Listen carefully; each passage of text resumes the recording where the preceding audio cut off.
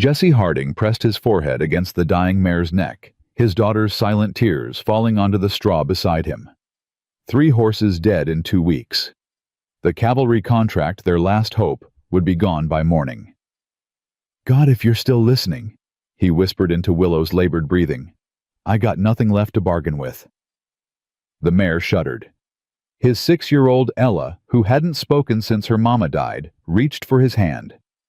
Outside, through the November snow, a stagecoach door slammed. Footsteps crunched toward the barn. A woman's voice, steady and sure, cut through the darkness. "That mare has strangles. I can save her, if you'll let me." Before we begin, if you believe in second chances and the power of quiet strength, subscribe to this channel. Stay until the end to see how one woman's knowledge changed everything. And comment below with your city. I want to see how far this story travels. Now, let me tell you about the night everything changed at the Harding Ranch. The barn lantern flickered as Jesse Harding straightened his hand instinctively, moving to shield Ella. The woman standing in the doorway was small snow clinging to her dark wool coat, her breath forming clouds in the frozen air. She held a worn leather medical bag in one hand and a traveling case in the other. "Who are you?" Jesse's voice came out harder than he intended. "Catherine Brennan, from the Chicago Matrimonial Agency." She didn't look away from the mare. "But right now that doesn't matter. How long has she been symptomatic?" Jesse blinked. Symptomatic. Fever. Nasal discharge. Swollen lymph nodes under the jaw. Catherine set down her cases and moved toward Willow without waiting for permission. 4 days. 5. 6. Jesse admitted, stepping between her and the horse. "Miss Brennan, I don't know what the agency told you, but they told me you needed a wife. You wrote that you had a ranch in Montana, that you were a widower with a young daughter, and that you were tired of facing the frontier alone." Catherine's gray eyes finally met his. "What they didn't tell me was that your horses were dying, but I can hear it in that mare's breathing from across the yard." Ella tugged Jesse's sleeve, her dark eyes wide and questioning. She pointed at Catherine, then at Willow, then made a pleading gesture with both hands. "Your daughter wants me to help," Catherine said softly. "Will you let me try?" Jesse looked down at Ella, at the first real expression he'd seen on her face in months. Something desperate and hopeful all at once. "You got veterinary training?" he asked. "My father was a veterinarian in Chicago. I worked alongside him from the time I could read until the day he died." Catherine knelt beside Willow, her hands already moving with practiced confidence. "This is strangles. Highly contagious bacterial infection. If we don't isolate the sick horses and treat them properly, you'll lose the entire herd within 3 weeks." Jesse's stomach dropped. "The entire herd? Have other horses shown symptoms? 2 died last week. Another 3 are coughing in the far stalls." Catherine closed her eyes briefly. "Then we're already behind. I need hot water, clean cloths, and if you have any medicinal supplies, whiskey, turpentine, linseed oil, bring them. Now." There was no question in her voice. No hesitation. Just the calm authority of someone who'd done this 100 times before. Jesse found himself moving before he'd consciously decided to obey. "Ella, go wake Mrs. Chen. Tell her we need hot water. Quick now." Ella darted out of the barn, the first purposeful movement she'd made in days. "Mrs. Chen?" Catherine asked, opening her medical bag. "Chinese widow. Lives in the bunkhouse, helps with cooking and mending." Jesse grabbed a stack of clean stable cloths from the shelf. "Been with us since my wife since 2 years ago." Catherine's hands paused for just a moment. "I'm sorry for your loss. Don't need your sympathy. Need to know if you can actually do what you claim." "Fair enough." She pulled out a small brown journal, its pages worn soft with use. "This was my father's field book. Every case he treated in 30 years. Strangles is on page 47. I've seen it kill entire racing stables in Kentucky, and I've seen it cured with nothing but patience and proper drainage." Jesse watched as she flipped through the journal, her fingers finding the page without looking. The handwriting was tight and precise, accompanied by detailed anatomical drawings. "Your father taught you all this." "He didn't have sons." Catherine's voice carried no bitterness, just fact. "So he taught his daughter instead. The Chicago Veterinary College wouldn't admit me because of my gender, but I learned more at my father's side than most of their graduates ever will." Mrs. Chen appeared in the doorway, Ella close behind her, both carrying steaming buckets. "Mr. Jesse, what is happening?" The older woman's eyes went from the dying mare to the stranger kneeling beside it. "This is Miss Brennan. She's—" Jesse faltered. "She says she can help." Catherine looked up at Mrs. Chen and spoke in perfect Mandarin. Jesse caught only a few words, but Mrs. Chen's face transformed from suspicion to surprise to cautious respect. "She knows the old medicine ways," Mrs. Chen said in English, setting down the bucket. "Her father learned from Chinese horse doctors in San Francisco." "Is that true?" Jesse asked. Catherine was already soaking cloths in the hot water. "My father believed healing knowledge belonged to whoever could use it best. He learned from everyone willing to teach Chinese herbalists Lakota medicine, men Irish farriers. He said the horses didn't care about the color of the hands that helped them." She pressed the hot compress against the swollen lymph nodes under Willow's jaw. The mare flinched, but didn't pull away. "This will hurt her," Catherine said, pulling a small scalpel from her bag. "But the abscesses need to drain, or the infection will spread to her lungs. Mr. Harding, I'll need you to hold her head steady. Mrs. Chen, keep the compresses coming. Ella." She looked at the little girl. "Can you talk to Willow? Keep her calm?" Ella's eyes went wide. She shook her head frantically. "That's all right," Catherine said gently. "You don't have to use words. Horses understand touch better anyway. Just put your hand here on her neck and let her feel that someone loves her. Can you do that?" Ella hesitated, then slowly reached out. Her small hand rested against Willow's neck, and something in the mare's labored breathing seemed to ease. "Perfect," Catherine whispered. "Now, Mr. Harding, hold very still." What happened next took less than 3 minutes but felt like an hour. Catherine's hands moved with surgical precision, lancing the abscesses, draining the infection, cleaning the wounds, with a solution that smelled of carbolic acid and something herbal Jesse couldn't identify. Willow thrashed once, but Jesse held firm, and Ella's hand never left the mare's neck. When it was done, Catherine sat back on her heels, blood and pus staining her sleeves. "She'll need this treatment twice daily for a week," she said, binding the wounds with clean cloth. "And she stays isolated from the other horses. I'll need to examine every animal in your barn tonight. The ones showing symptoms get the same treatment. The ones that aren't sick yet get moved to a separate paddock immediately." Jesse stared at her. "Tonight, Miss Brennan, it's past midnight, and you just got off a stagecoach. You must be—" "I'm fine." Catherine stood wiping her hands on a cloth. "Disease doesn't wait for convenience, Mr. Harding. If we don't move fast, you'll lose horses that could have been saved. Now, how many animals are we talking about?" 23 horses total, 5 showing symptoms, 18 still healthy." "Then we have work to do." Catherine picked up her bag. "Mrs. Chen, I'll need more hot water, and if you have any Yunnan Baiyao powder that would help with the wound healing." Mrs. Chen's eyebrows rose. "You know Yunnan Baiyao. My father swore by it. Said it was the best coagulant he'd ever used." A slow smile crossed Mrs. Chen's face. "I have some. I will bring it." As Mrs. Chen left, Jesse found his voice. "Miss Brennan, I appreciate what you just did, but we need to talk about why you're here, about the arrangement." Catherine was already moving toward the next stall. "Mr. Harding, I traveled 1,800 miles to get here. I'm not going anywhere tonight. We can discuss arrangements after we save your horses, unless you'd rather I leave and let them die."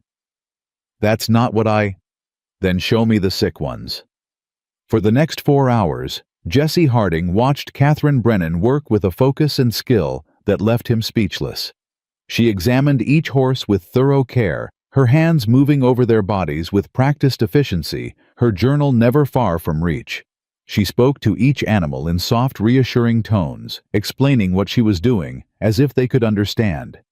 2 more horses had early-stage strangles. Catherine treated them immediately, showing Jessie and Mrs. Chen exactly how to prepare the compresses, how to lance the abscesses when they came to a head, how to prevent the infection from spreading to the respiratory system. "The key is drainage," she explained, binding another wound. "The bacteria produces pus-filled abscesses. If they rupture internally, the horse drowns in its own infection. But if we drain them externally and keep the wounds clean, most horses survive." "Most?" Jessie asked. "Strangles has a 20% mortality rate even with treatment. Without it," she met his eyes. "80%. You've already lost 2 horses, Mr. Harding. How many more can you afford to lose?" Jessie thought of the cavalry contract of the payment that was supposed to arrive in 3 weeks for 20 healthy horses. Thought of the banknote coming due in January of Ella's future, of everything that depended on this herd surviving. "None," he said quietly. "I can't afford to lose a single one." "Then you won't." Catherine's voice carried absolute certainty. "Not if we do this right." By the time the first gray light touched the Montana sky, every sick horse had been treated, and every healthy horse had been moved to a separate paddock a quarter-mile from the barn. Catherine had shown Jessie how to mix the herbal poultices, how to recognize the early signs of infection, how to keep detailed records of each animal's condition.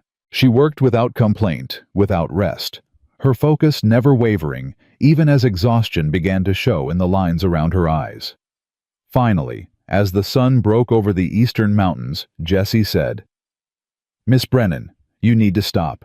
You've been working for 5 hours straight." Catherine was cleaning her instruments, her movements methodical, despite her obvious fatigue. "Almost done." "You're swaying on your feet." "I'm fine." "You're not." Jessie took the scalpel from her hand before she could protest. "Mrs. Chen's making breakfast. You're going to eat, and then you're going to sleep. That's not a request." Catherine looked up at him, and for the first time since she'd arrived, he saw vulnerability in her face. The determined mask slipped, revealing the exhaustion and uncertainty beneath. "I don't have anywhere to sleep," she said quietly. "I didn't think when I came here, I didn't think past getting here. I just knew I had to leave Chicago, and your letter seemed like—" She stopped, pressing her lips together. Jessie felt something shift in his chest. This woman had walked into his barn like a force of nature, had worked through the night to save his horses, had asked for nothing in return. And now she stood before him, homeless and exhausted, trying not to show how afraid she was. "The main house has a spare room," he heard himself say. "It was my wife's sewing room. Small, but it's got a bed and a stove. You can stay there." "I don't want charity, Mr. Harding." "It's not charity. You just saved my herd. That's worth a room and meals at minimum." He paused. "We can talk about the rest later, after you've slept." Catherine studied his face for a long moment, as if trying to determine whether he meant it. "All right," she said finally. "Thank you." Mrs. Chen met them at the main house, a knowing look in her eyes.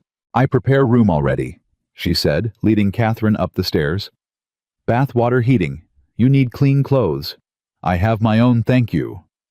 Jessie stood in the kitchen, listening to their footsteps overhead, trying to understand what had just happened to his carefully ordered life. 6 hours ago, he'd been preparing to lose everything. Now, a stranger was sleeping in his dead wife's sewing room, and his horses had a fighting chance at survival. Ella tugged at his sleeve. She pointed upstairs, then made a questioning gesture. "Miss Brennan's going to stay for a while," Jessie said, crouching down to his daughter's level. "She's going to help the horses get better. Is that all right with you?" Ella nodded solemnly. Then she did something that stopped Jessie's heart. She smiled. Just a small curve of her lips, but it was the first smile he'd seen since Sarah died. "Yeah," he whispered, pulling his daughter close. "I think it might be all right." That afternoon, Jesse rode into Silver Creek to send a telegram and pick up supplies. The general store was busy with Saturday shoppers, and he felt eyes on him the moment he walked in. Jesse Harding. Clara Whitman called from near the fabric counter. "Haven't seen you in town for weeks. How's that poor little girl of yours?" "Ella's fine, thank you." "Still not talking?" Jesse's jaw tightened. "She'll talk when she's ready." "Such a shame. A child that age should be chattering like a magpie." Clara exchanged glances with the other women. Of course, without a mother's influence. "Mrs. Whitman, I need to place a supply order. Excuse me." He moved toward the counter where Tom Bradley, the store owner, was tallying receipts. "Jesse," Tom said with genuine warmth, "what can I do for you?" Jesse pulled out the list Catherine had written in her precise handwriting. "Need these items. Some of them might be special order." Tom scanned the list, his eyebrows rising. "Carbolic acid linseed oil. This is veterinary stock. Your horse is sick. Had some strangles in the herd. Getting it under control." "Strangles." Clara had moved closer, her voice carrying across the store. "Jesse, that's serious. Did you call for the veterinarian from Bozeman?" "Didn't need to. Got help already." "From whom?" Jesse hesitated, knowing what was coming. "A woman named Catherine Brennan. She's got veterinary training. Been treating the horses since last night." The store went quiet. Clara's expression shifted from concern to something harder. "A woman veterinarian." She said the words like they contradicted each other. "Jesse, that's where did you find this person?" "She came through the matrimonial agency." The silence deepened. Then Clara laughed a sharp, disbelieving sound. "You ordered a mail-order bride who claims to be a veterinarian, Jesse dear. That's the oldest con in the West. These women will say anything to find a husband. She's probably never been near a sick horse in her life." "She saved my mare last night. Lanced abscesses, treated infection, knew exactly what she was doing." "Or got lucky." Clara's voice turned pitying. "Jesse, I know you're desperate for help with Ella, but bringing a strange woman into your home based on lies, that poor child has been through enough without—" "Mrs. Whitman." Jesse's voice went cold. "I appreciate your concern, but Miss Brennan's qualifications aren't your business. Tom, how soon can you get these supplies?" Tom cleared his throat. "Day after tomorrow for most of it.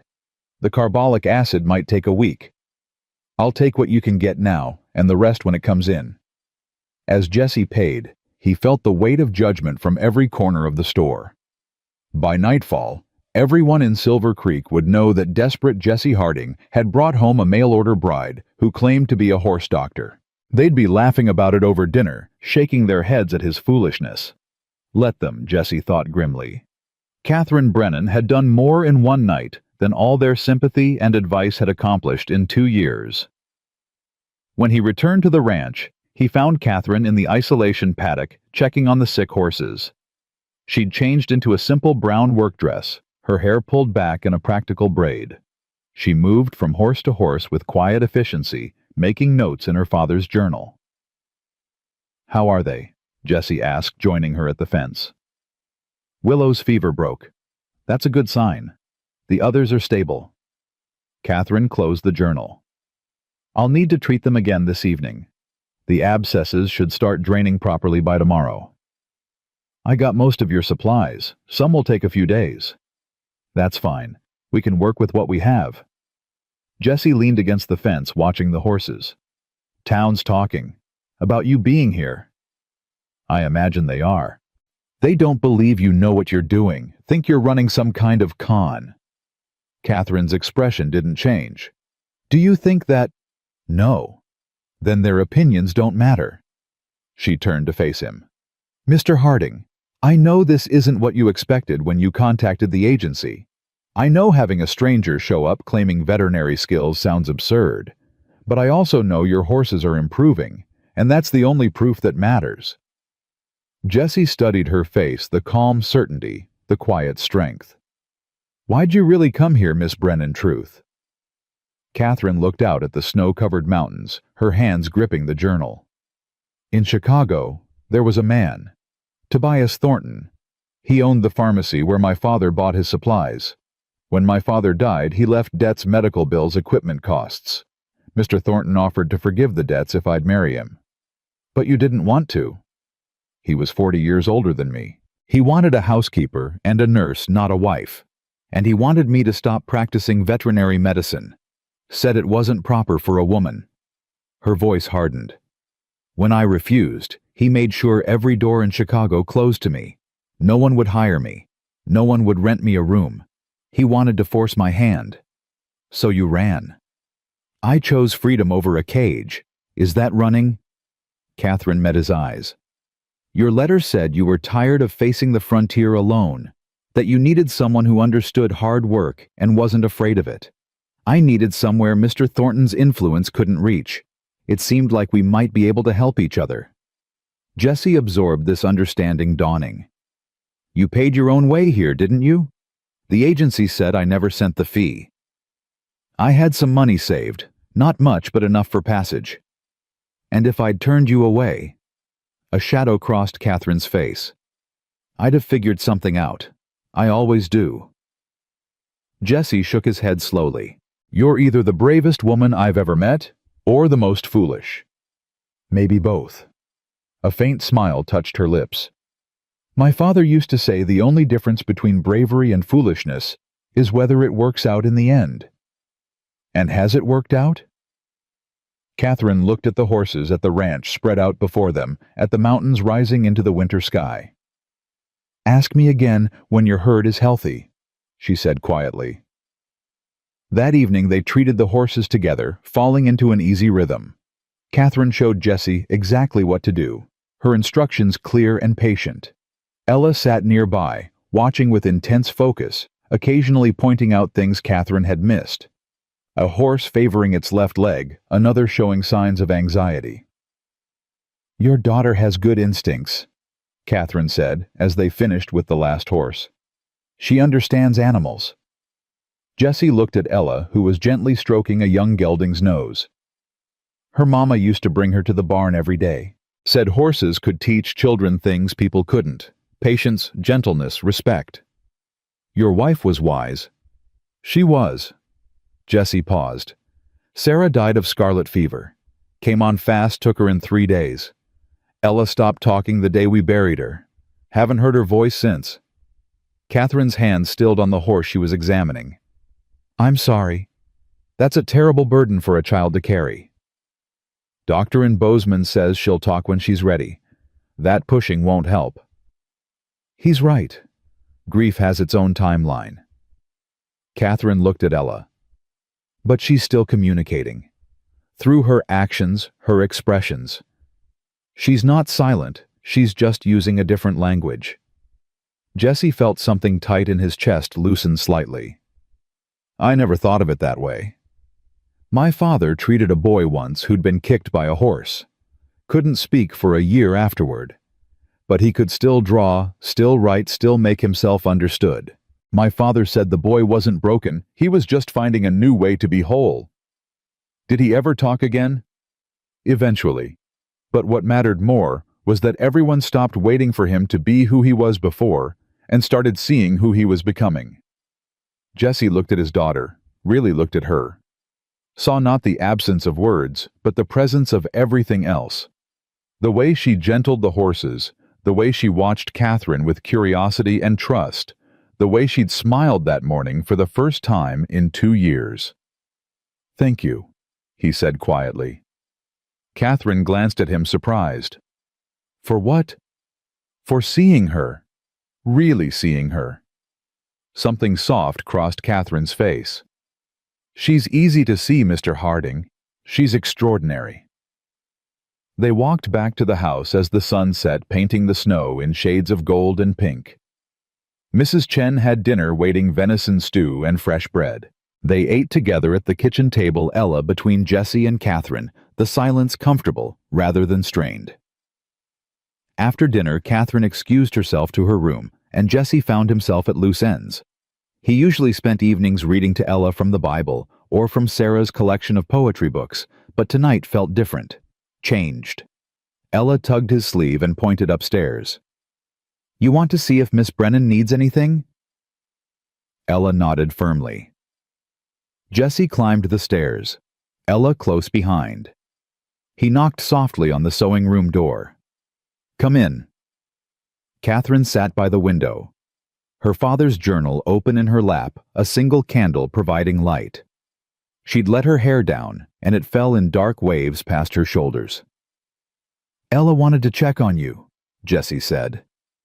Ella slipped past him and went straight to Catherine, holding out a piece of paper. It was a drawing rough but recognizable. A woman with dark hair kneeling beside a horse, a little girl watching. Catherine's eyes filled with tears. Ella, this is beautiful. Is this from today?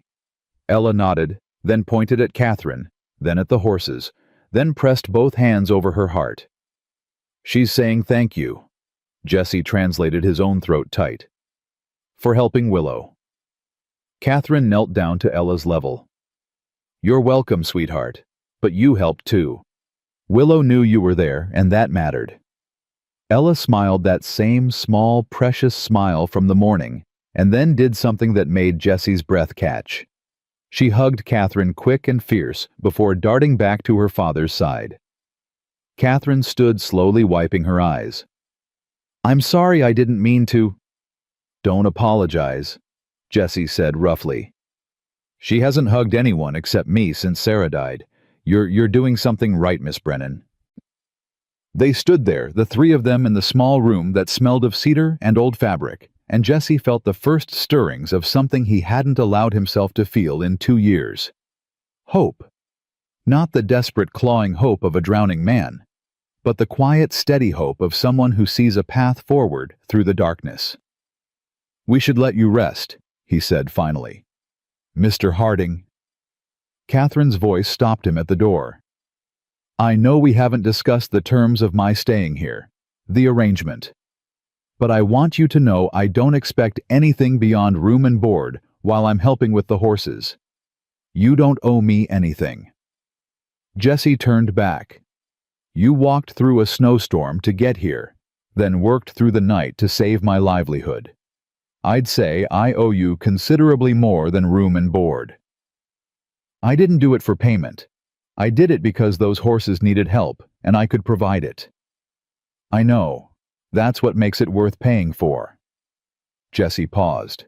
Get some rest, Miss Brennan. Tomorrow we'll talk about making this arrangement official, if you're willing. Catherine's eyes widened slightly. You mean?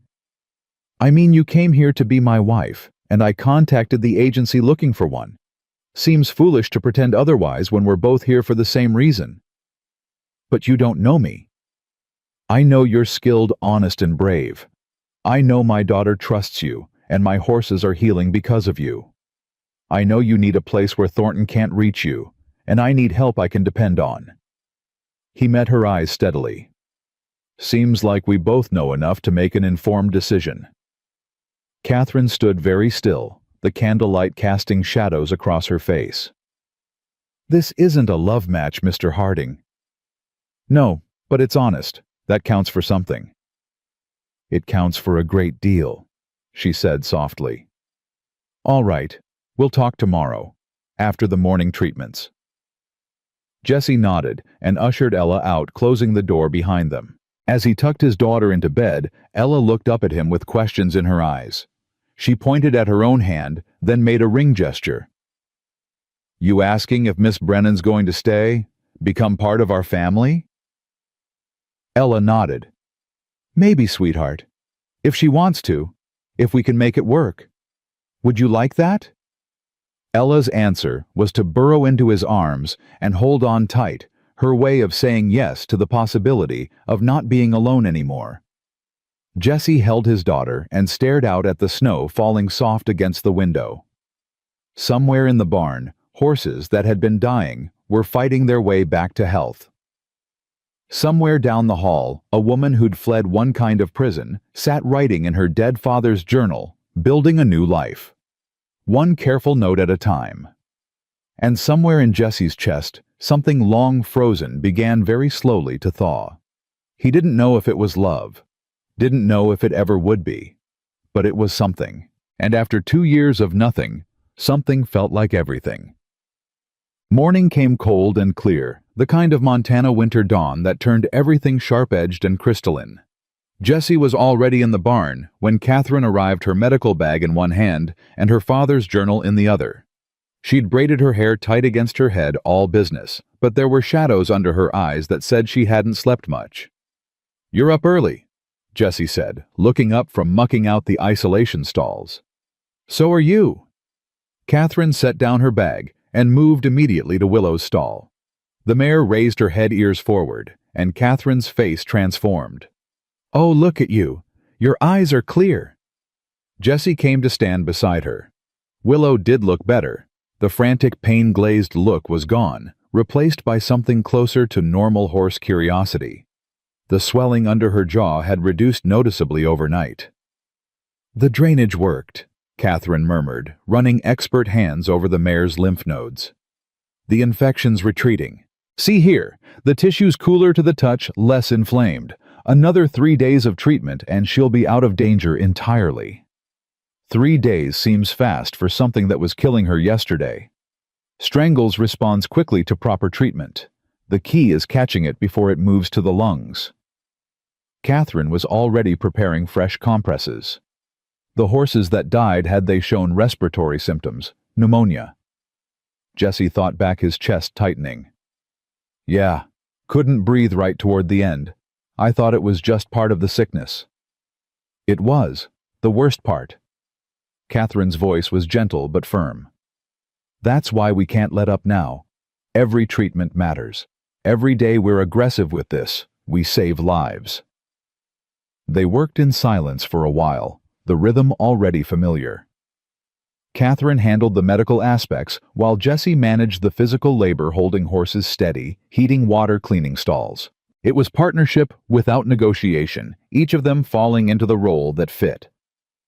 Ella appeared in the barn doorway just as they finished with the third horse. She wore her mother's old coat, too big on her small frame, and carried a basket that smelled like fresh biscuits. "Mrs. Chen sent breakfast," Catherine said, smiling. "Thank you, sweetheart." Ella set the basket on a hay bale and immediately went to Willow's stall. She pressed her face against the bars, and the mare came over to nuzzle her hand. "She knows you helped her," Jessie said quietly. "Horses remember kindness." Ella looked at her father, then at Catherine, and something passed between them, some wordless understanding that made the child's face glow. Catherine pulled out a biscuit and handed it to Ella. "These need butter. Think you can run back and get some?" Ella nodded and scampered off, her footsteps fading across the frozen ground. "You sent her away on purpose," Jessie observed. "I did." Catherine turned to face him fully. "Last night you said we'd talk about making this arrangement official. I wanted to do that without an audience." Jessie set down the pitchfork he'd been holding. "Fair enough. What do you want to know? What you expect? From a wife?" The directness caught him off guard. Most women he knew would have danced around the subject, but Catherine just stood there, waiting for an honest answer. "I expect honesty," Jessie said after a moment. "I expect you to pull your weight on this ranch, which you're already doing. I expect you to treat Ella with kindness, which you've shown. Beyond that..." He shrugged. "I'm not looking for romance, Miss Brennan.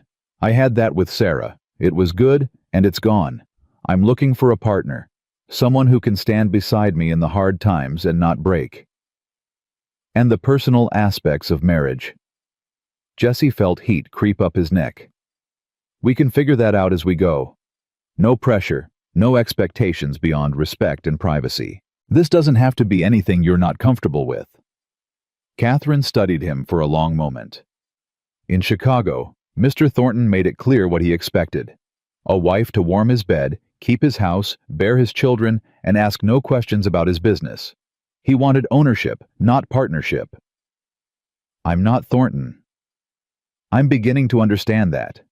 Catherine's shoulders relaxed slightly. "I should tell you, I'm 29 years old. Most men would consider that too old for bearing children. I've got Ella. Don't need more children. If we have them, fine. If we don't, that's fine too. And my work? The veterinary practice. Jesse almost laughed. Miss Brennan, you're saving my ranch. You think I'd ask you to stop? Most men would. Then most men are fools. Jesse crossed his arms. Let me be clear about something. You've got knowledge I need and skills this ranch needs. Far as I'm concerned, you can treat every sick animal in Montana Territory if that's what you want. I won't stand in your way.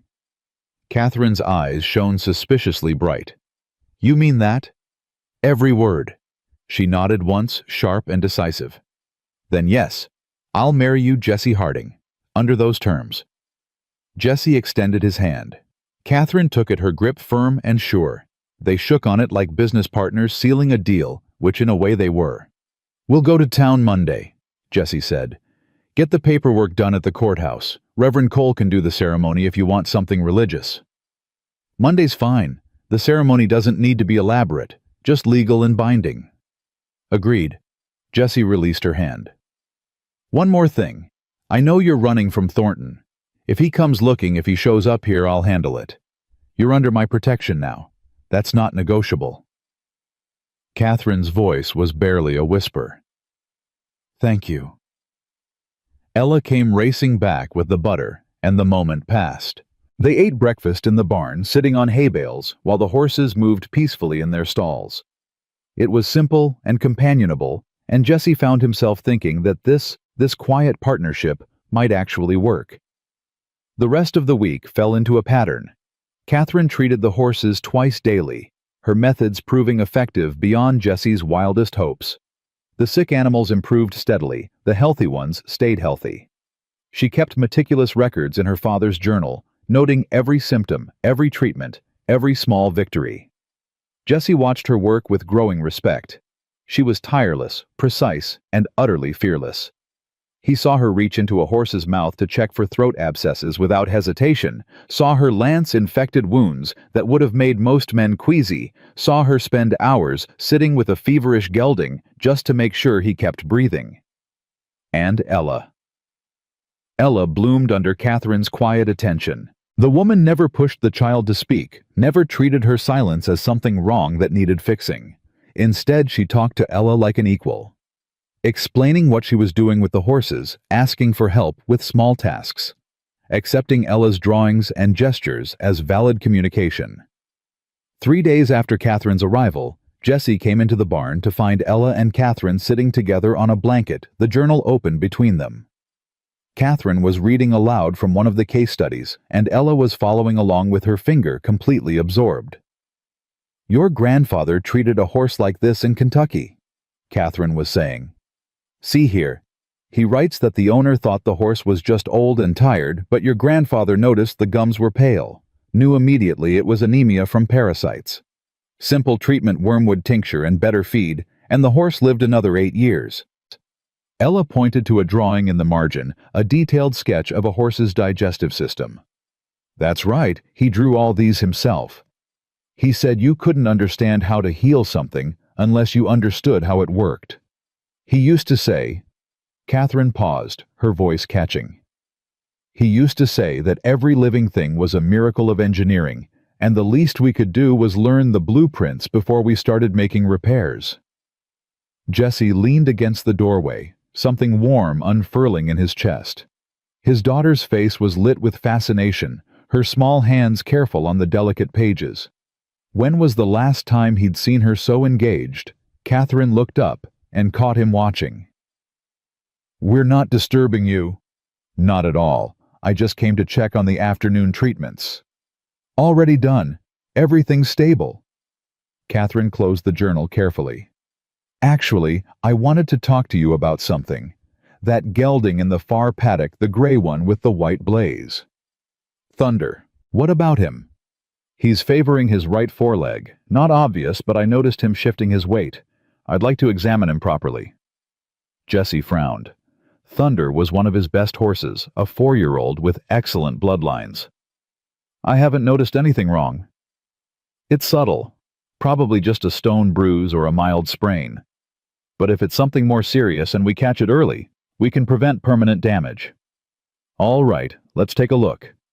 They walked out to the healthy paddock together, Ella trailing behind. Thunder was grazing near the fence, and he came over when Jessie whistled, clearly expecting treats. Catherine ran her hands down each of Thunder's legs, feeling for heat or swelling.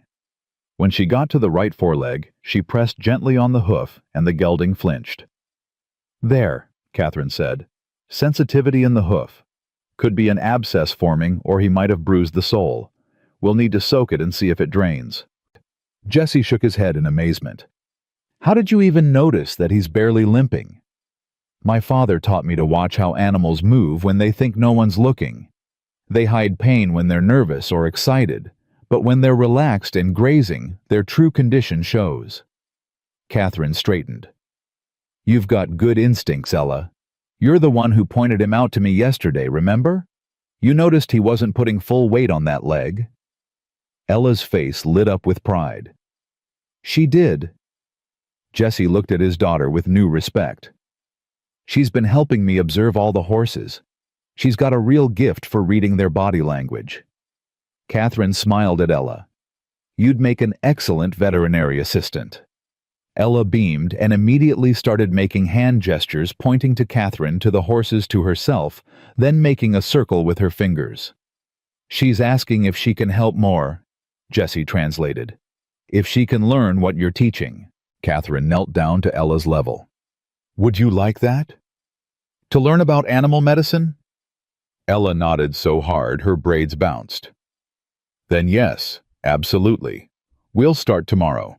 I'll teach you everything your grandfather wrote in his journal and everything my father taught me. Deal. Ella threw her arms around Catherine's neck, and Jessie had to turn away to hide the sudden burning in his eyes. His daughter was happy. Really, truly happy. For the first time since Sarah's death. That evening, after they'd treated Thunder's hoof and settled all the horses for the night, Jessie found Catherine in the kitchen helping Mrs. Chen prepare dinner. The two women were speaking in a mixture of English and Mandarin, laughing about something he didn't catch. Mr. Jessie, Mrs. Chen said when she spotted him. Miss Catherine knows my mother's recipe for ginger chicken. She learned from Chinese doctor in San Francisco. Did she now? Catherine looked slightly embarrassed. My father's mentor was a man named Dr. Chen. No relation to Mrs. Chen here. He practiced both human and veterinary medicine, and he believed food was the first medicine. He taught my father about herbal remedies and proper nutrition for healing. So you know human medicine too? Some.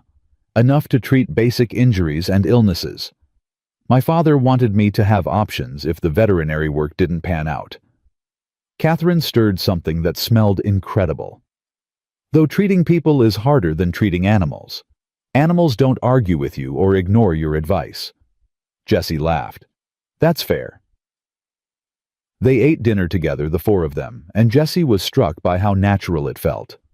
Mrs. Chen had been keeping house for him for 2 years, but it had always felt temporary, like they were all just waiting for real life to resume.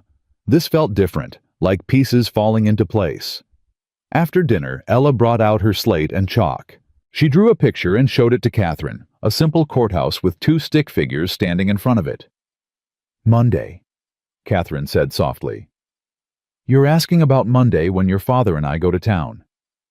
Ella nodded, then pointed to herself and made a questioning gesture. You want to come with us? Another nod. Catherine looked at Jessie. Is that all right? Of course, she should be there. It's her family too. Ella's face broke into a huge smile. She drew another figure on the slate, smaller, child-sized, standing between the 2 adults. Then she drew a heart above all 3 figures. Jessie's throat closed up completely. He had to step outside for a moment, standing on the porch in the freezing air, trying to compose himself. Behind him, he heard Catherine's gentle voice explaining to Ella about wedding ceremonies, about what it meant to become a family. The door opened, and Catherine stepped out, wrapping her shawl tight against the cold. She's drawing more pictures inside, Catherine said. I think she's planning the whole day in her head. She's happy, Jessie managed. I haven't seen her this happy since... I know. They stood in comfortable silence watching the stars emerge in the darkening sky. "I'm scared," Catherine admitted suddenly. "Of Monday. Of making this real and permanent." Having second thoughts. "No, just scared." She turned to look at him. "I've never been married. Never been part of a real family. What if I'm no good at it?" Jesse thought about that. "I've been married. Lost my wife. Spent 2 years failing to help my daughter. I'm terrified too. But maybe that's all right. Maybe being scared just means we understand what we're risking." "And what are we risking?" "Everything," Jesse said honestly. "But we're already risking everything just by being alive out here. At least this way we're not doing it alone." Catherine smiled, small but genuine. "That's true enough." Monday morning arrived too fast and too slow all at once. Jesse put on his best suit, the one he'd worn to Sarah's funeral, and tried not to think about the irony. Catherine wore a simple gray dress that she'd altered to fit better, her hair pinned up in a neat bun. Ella insisted on wearing her Sunday dress, the blue one with white flowers that Sarah had made. Mrs. Chen packed them lunch and pressed a small bundle into Catherine's hands. "For good fortune," she said. "Chinese wedding tradition, red ribbon and sweet rice cakes." Catherine's eyes filled with tears. "Thank you, that's incredibly kind." "You are good woman. Mr. Jesse is lucky man. Now go, make official." The ride into Silver Creek took an hour. Ella sat between Jesse and Catherine on the wagon bench, bundled in blankets, her eyes bright with excitement. Catherine was quiet, her hands folded in her lap, and Jesse could see the tension in her shoulders. "You all right?" he asked quietly. "Ask me after it's done." The courthouse was a modest building on Main Street, sharing space with the land office. Judge Morrison handled all the civil ceremonies, and his wife served as witness. Jesse had sent word ahead, so they were expected.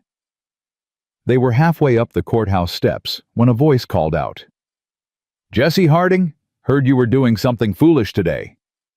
Jesse turned to see Clara Whitman and 2 other townswomen approaching, their faces set with what they probably thought was concern. "Mrs. Whitman," Jesse said evenly, "we're just here for a civil ceremony, nothing foolish about it.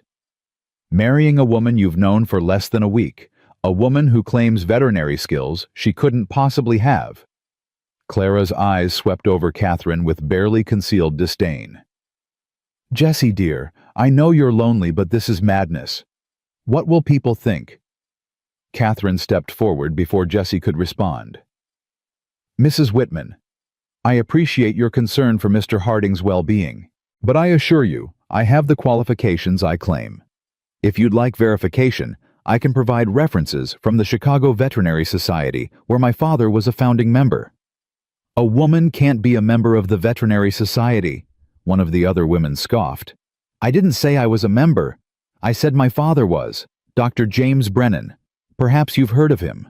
Clara's expression flickered. Even here in Montana, James Brennan's name carried weight in veterinary circles. "That may be," Clara said stiffly, "but it doesn't change the fact that you're rushing into this marriage unseemly fast. It's barely been 2 years since Sarah passed." "Mrs. Whitman." Jesse's voice went cold. "I don't recall asking for your permission or your blessing. My personal decisions aren't your concern. That child's well-being is everyone's concern." Clara pointed at Ella. "She's been through enough without you bringing a stranger into her life." That's when Ella did something that shocked everyone. She stepped in front of Catherine, placing herself between the woman and Clara Whitman. Her small face was fierce protective. She pointed at Catherine, then at herself, then made a heart shape with her hands. "Ella likes her," Jesse said quietly. "Ella trusts her, and my daughter's opinion matters more to me than yours ever will." Clara's face flushed red. "Well, I can see you've made up your mind. Don't come crying to me when this arrangement falls apart." "Wouldn't dream of it, ma'am." Clara swept away with her companions, leaving Jesse and Catherine standing on the courthouse steps. "I'm sorry about that," Jesse said. "She means well, but..." She doesn't mean well at all. Catherine interrupted. She's trying to control you through shame and social pressure. I've seen it before. Women like her believe they know what's best for everyone, and they can't stand when people make choices outside their approval. You're not wrong. Catherine looked down at Ella, who was still standing protectively in front of her. Thank you, sweetheart. That was very brave. Ella smiled and took Catherine's hand, tugging her toward the courthouse door. I think your daughter's telling us to stop wasting time, Catherine said, and there was laughter in her voice now. Judge Morrison was a kindly man in his 60s who'd presided over every wedding in Silver Creek for the past 20 years. His wife Martha fussed over Ella while the judge reviewed the paperwork. Everything seems to be in order, Judge Morrison said. Miss Brennan, you're certain you want to proceed. No one's forcing you into this arrangement. I'm certain, Your Honor. This is my choice freely made. And Mr. Harding, you understand the responsibilities you're undertaking. Marriage is a sacred bond, not to be entered into lightly. I understand, sir. Very well then. Let's begin. The ceremony was simple and quick. Jesse repeated the vows the judge provided, his voice steady. Catherine's voice trembled slightly, but didn't waver. When Judge Morrison pronounced them husband and wife, Jesse felt the weight of it settle over him, the finality, the commitment. You may kiss your bride, the judge said. Jesse looked at Catherine, saw the uncertainty in her eyes, and made a decision. He leaned in and kissed her forehead gently, respectfully. Not a passionate kiss, but a promise. I'll protect you. I'll honor you. I'll give you space to become whatever you need to be. Catherine's eyes closed briefly, and when she opened them, they were bright with unshed tears. Thank you, she whispered. Ella tugged on Jesse's sleeve. She was holding up a drawing she must have made while they were saying vows, the three of them standing together under a big heart. At the bottom, she'd written in careful letters, Family. Martha Morrison made a soft sound. Oh, that precious child. They signed the papers, received their marriage certificate, and walked out of the courthouse as husband and wife. The sun was bright on the snow, almost blinding. Well, Catherine said, that's done. That's done, Jesse agreed. They were loading the wagon when Reverend Cole appeared, slightly out of breath from running. Jesse, Catherine, wait. I heard you were here. He smiled warmly. Congratulations on your marriage. I'm sorry I couldn't perform the ceremony, but I'd be honored if you'd let me offer a blessing. That's kind of you, Reverend, Jesse said. Reverend Cole placed one hand on Jesse's shoulder and one on Catherine's. Lord, bless this union formed in practicality, but filled with potential. Bless this man who has known loss and is brave enough to try again. Bless this woman who crossed a continent seeking freedom and found purpose. And bless this child who binds them together with her innocent faith. May this family find strength in each other and grace in their journey. Amen. Amen, Catherine whispered. As they drove out of town, Jesse noticed people watching from windows and doorways. Some faces were disapproving, but others, Tom Bradley from the general store. The blacksmith, a few of the ranchers nodded respectfully or raised their hands in greeting. Not everyone thinks we're crazy, Jesse observed. Just the loudest ones. Catherine adjusted her bonnet. But their opinions will change when they see the results. Judge people by their actions, my father always said, and eventually the truth becomes undeniable. They were halfway home when Ella suddenly sat up straight and pointed. In the distance, smoke was rising from the direction of the Whitman ranch. That's too much smoke for a chimney fire, Jesse said, snapping the reins. Something's wrong. They arrived to find Clara Whitman's barn engulfed in flames. Her husband and their 2 ranch hands were trying to get the animals out, but the smoke was too thick, the fire too hot. My milk cow's still in there. Clara was sobbing. And the calf. They're trapped in the back stall. Jesse jumped down from the wagon. Where exactly? Northwest corner, but you can't go in there. The roof's about to collapse. Catherine was already moving, grabbing her medical bag from the wagon. Jesse, if you get them out, I can treat smoke inhalation. but you have to move fast." Jesse didn't think, just acted. He soaked his coat in the water trough, wrapped it around his head, and ran into the burning barn. The heat was incredible, the smoke choking. He could hear the cow bellowing in terror. The northwest stall. He found it by memory more than sight, his eyes streaming tears from the smoke. The cow was frantic, the calf pressed against her side. Jesse grabbed a rope, looped it around the cow's neck, and pulled. She didn't want to move. Terrified animals never do. But Jesse had worked with cattle his whole life, and he knew how to be more stubborn than they were. "Come on, Mama," he said through gritted teeth. "Your baby needs you to be brave." Maybe she understood something in his voice, or maybe sheer terror finally overcame paralysis. The cow stumbled forward, the calf following. Jesse led them through the smoke, through the terrible heat, following the diminishing light toward the door. They burst out into the cold air just as part of the roof collapsed behind them. Jesse's lungs were burning, his eyes streaming, but they were alive. Catherine was there immediately, examining the cow and calf with rapid efficiency. "Smoke inhalation, but they're breathing. Get them away from the barn into clean air. Someone bring blankets." The next hour was chaos. The barn burned to the ground despite everyone's best efforts, but all the animals survived. Catherine treated each one for smoke exposure, her hands steady, her voice calm. She showed Clara Whitman how to monitor the cow's breathing, how to recognize if pneumonia started developing, what symptoms to watch for. When it was finally over, when the fire had burned itself out and the animals were stable, Clara Whitman approached Catherine with tears streaming down her face. "You saved her," Clara said. "My Bessie. She's been with us for 10 years. I couldn't bear to lose her." "The smoke inhalation was moderate," Catherine said gently. "She'll need watching for the next few days, but she should recover fully." Clara looked at Catherine for a long moment. Then she did something Jesse never expected. She took Catherine's hands in her own. "I was wrong about you," Clara said quietly. "Wrong and cruel, and I'm sorry. You're exactly what Jesse Harding needs, what this community needs." Catherine's voice was kind. "You were protecting someone you care about. There's no shame in that. There's shame in being blind and stubborn when the truth is right in front of you." Clara squeezed Catherine's hands.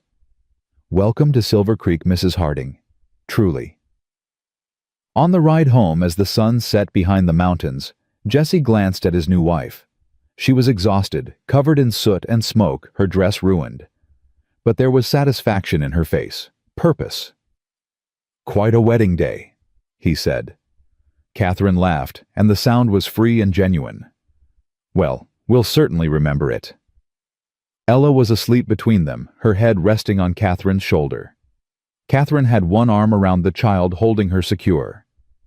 "Thank you," Catherine said softly, "for going into that barn, for risking yourself to save Clara's animals even after how she treated us."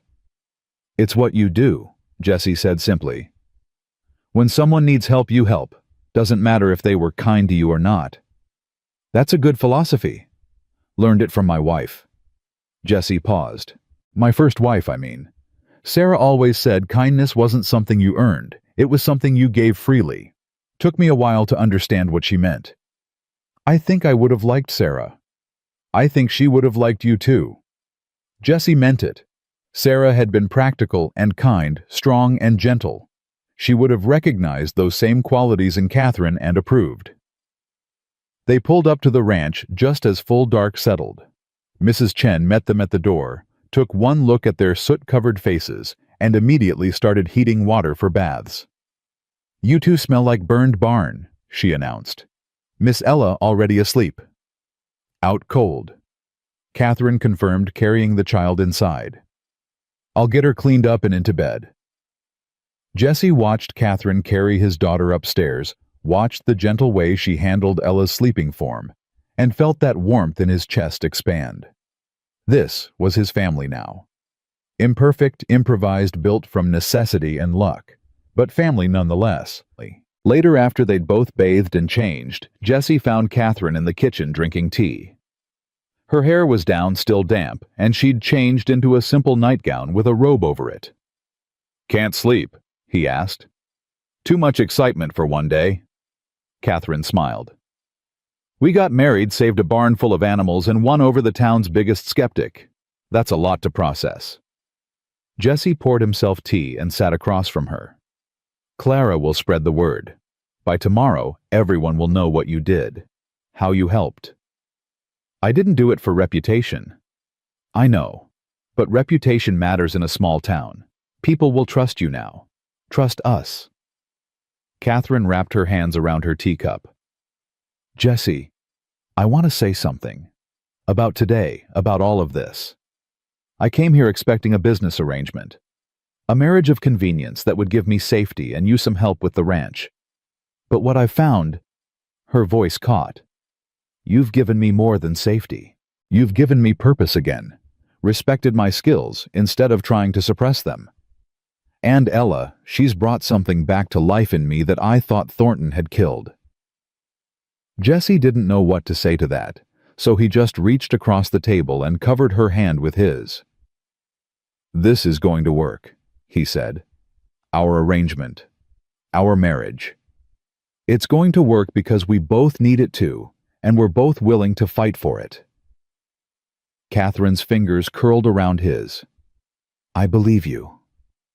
They sat there in the quiet kitchen, hands clasped, while outside the Montana wind sang through the pine trees and the stars wheeled overhead in their ancient patterns. And somewhere in the barn, healthy horses slept peacefully, their breathing steady and strong. It wasn't a love story, not yet. But it was something real, something solid, something worth building on.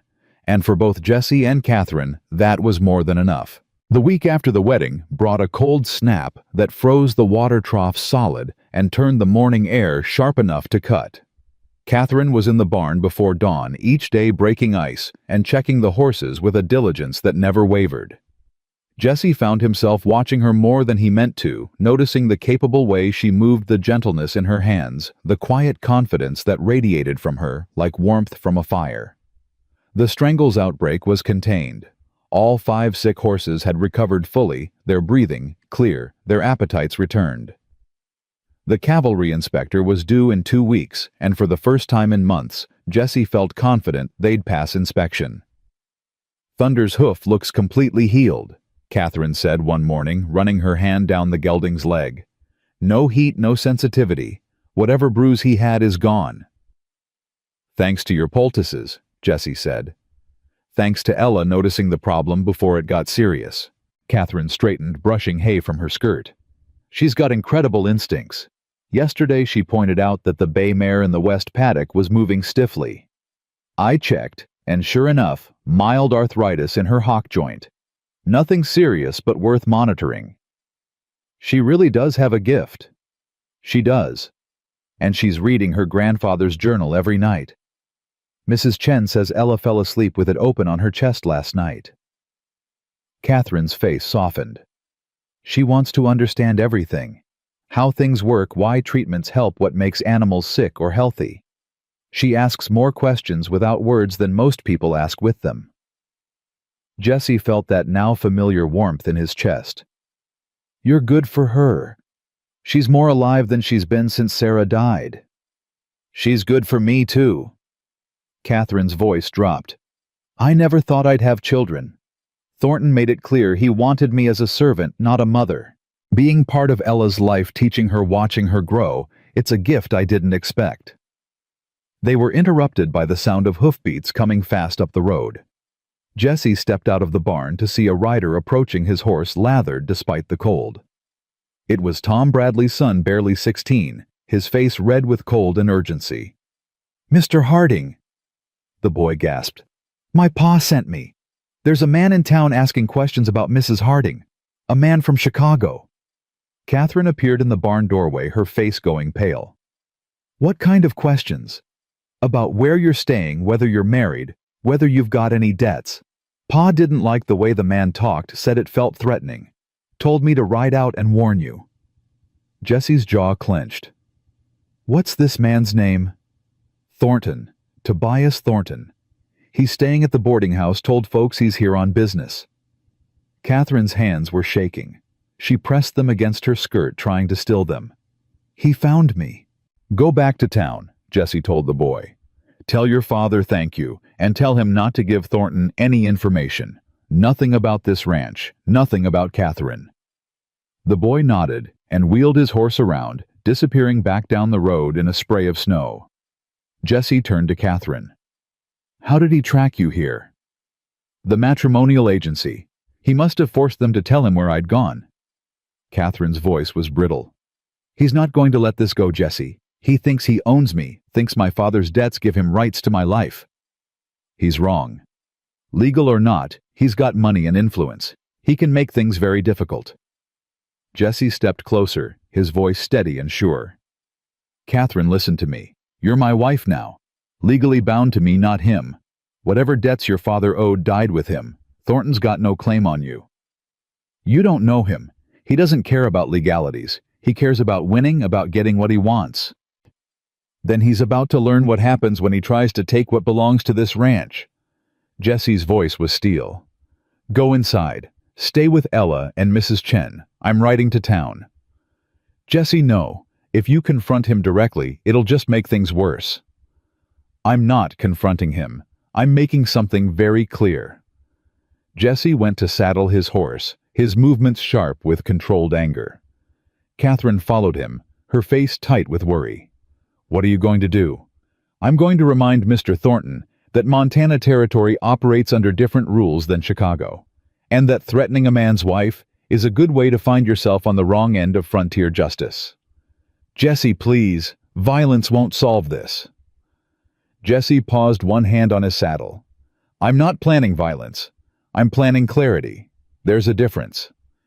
He rode into Silver Creek with his rifle across his saddle, not because he planned to use it, but because a man riding alone in winter carried protection. The town was quiet, most folks inside escaping the cold. He tied his horse outside the boarding house and walked in. Mrs. Patterson, who ran the place, looked up from her knitting. Jesse Harding. Bit cold for a social call. I'm looking for a guest. Man named Tobias Thornton. Room 3 upstairs. But Jesse, that man's got a mean look about him. You be careful. Jesse climbed the narrow stairs and knocked on room 3. The door opened to reveal a man in his 50s, well-dressed with cold eyes and a smile that didn't reach them. Mr. Harding, I presume, Thornton said smoothly. I was hoping we'd have a chance to talk. Please come in. Jesse stayed in the doorway. We can talk right here. Won't take long. Very well. Thornton's smile turned calculating. I'm here regarding Catherine Brennan. I understand she's residing at your ranch. Catherine Harding, Jesse corrected. My wife. We were married 6 days ago. Thornton's expression didn't change, but something flickered in his eyes. How convenient. A hasty marriage to avoid her obligations. She has no obligations to you. Her father owed me $300. Medical bills, equipment, cost, supplies purchased on credit. When he died, that debt passed to his daughter. That's not how debt works in Montana. A child doesn't inherit a parent's financial obligations. Perhaps not legally, but morally, Catherine benefited from the supplies her father bought from the medical care I provided on credit. She owes me compensation. Jesse leaned against the doorframe, his voice conversational but hard. Let me tell you how this looks to me, Thornton. A young woman's father dies, leaving her vulnerable. A man with money and power sees an opportunity to acquire something he wants. A wife, a servant, doesn't much matter which.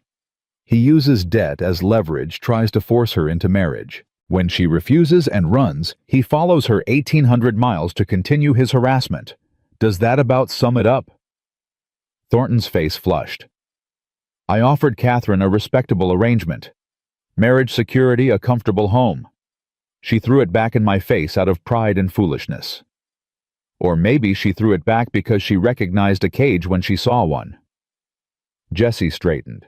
Here's what you need to understand. Catherine is my wife. She's under my protection now. Whatever you think she owes you, whatever claim you think you have, it ended the moment she said her vows. You've got no authority here, no leverage, and no welcome. I could take this to a lawyer, contest the marriage on grounds that it was contracted to avoid legitimate debts. You could try, but you're in Montana territory now, not Illinois. Our judges don't look kindly on men who chase women across the country to harass them. And our community— Jesse's voice went colder. We take care of our own. Catherine's proven herself here. Saved lives, helped neighbors, earned respect. You're just a stranger making threats. Thornton stepped closer, his voice dropping. You have no idea who you're dealing with, Harding. I have connections, resources. I can make your life very difficult. And you have no idea what frontier justice looks like when a community decides someone's a threat. Jesse met Thornton's eyes steadily. I'm not threatening you. I'm just being clear. Catherine stays here. You leave. Today. And if you ever come back, if you ever try to contact her again, you'll find out exactly how inhospitable Montana can be to unwanted visitors. Is that a threat? It's a promise. Jesse turned and walked down the stairs, his heart pounding but his stride steady. He heard Thornton's door slam behind him. Mrs. Patterson looked up as he reached the ground floor. Everything all right, Jesse? Just fine, ma'am.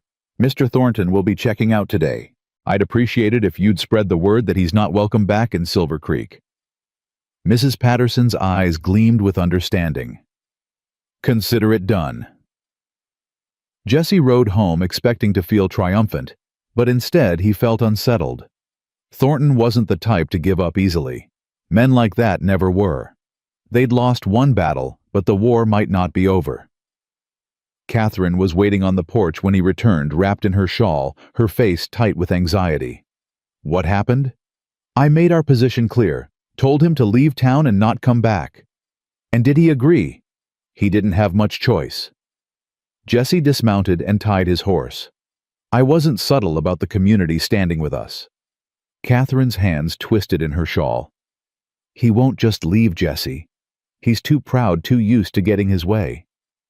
Then he'll learn a hard lesson about frontier life.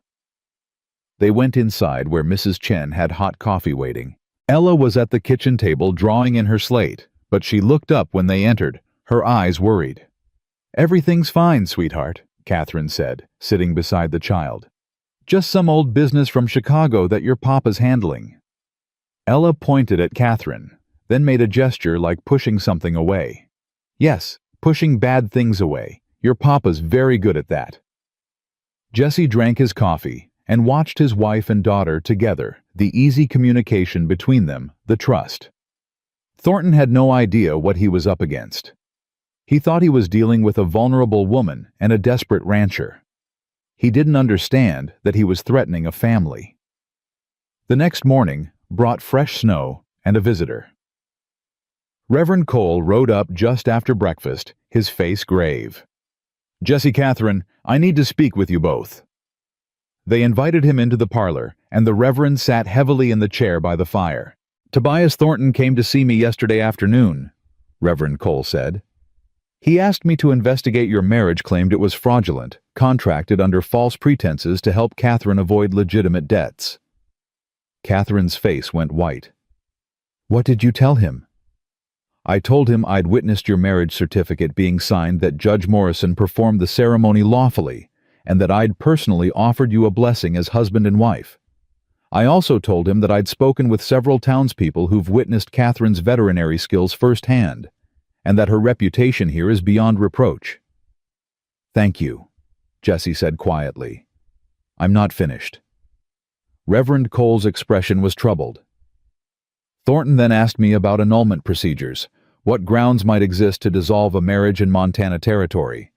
I refused to provide that information, but Jesse, the man's not giving up. He's looking for any legal angle to separate you two. Catherine stood abruptly and walked to the window, her shoulders rigid. This is my fault. I brought this to your door, Jesse. Maybe I should just go back to Chicago, settle things with Thornton, end this. Absolutely not. Jesse's voice was sharp enough to make her turn. You're not going anywhere. But if he keeps pushing, if he finds a legal way to contest the marriage, then we'll fight it, together. Jesse stood and crossed to her. Catherine, You're my wife. That's not negotiable, not temporary, not something I'm willing to give up because some bully from Chicago thinks he can intimidate us." Reverend Cole cleared his throat. "There may be another approach. I know a lawyer in Bozeman, good man, honest. If you'd like, I can send for him, have him review Catherine's situation, determine if Thornton has any legitimate legal standing." "Do it," Jesse said immediately. "Whatever it costs, I'll pay."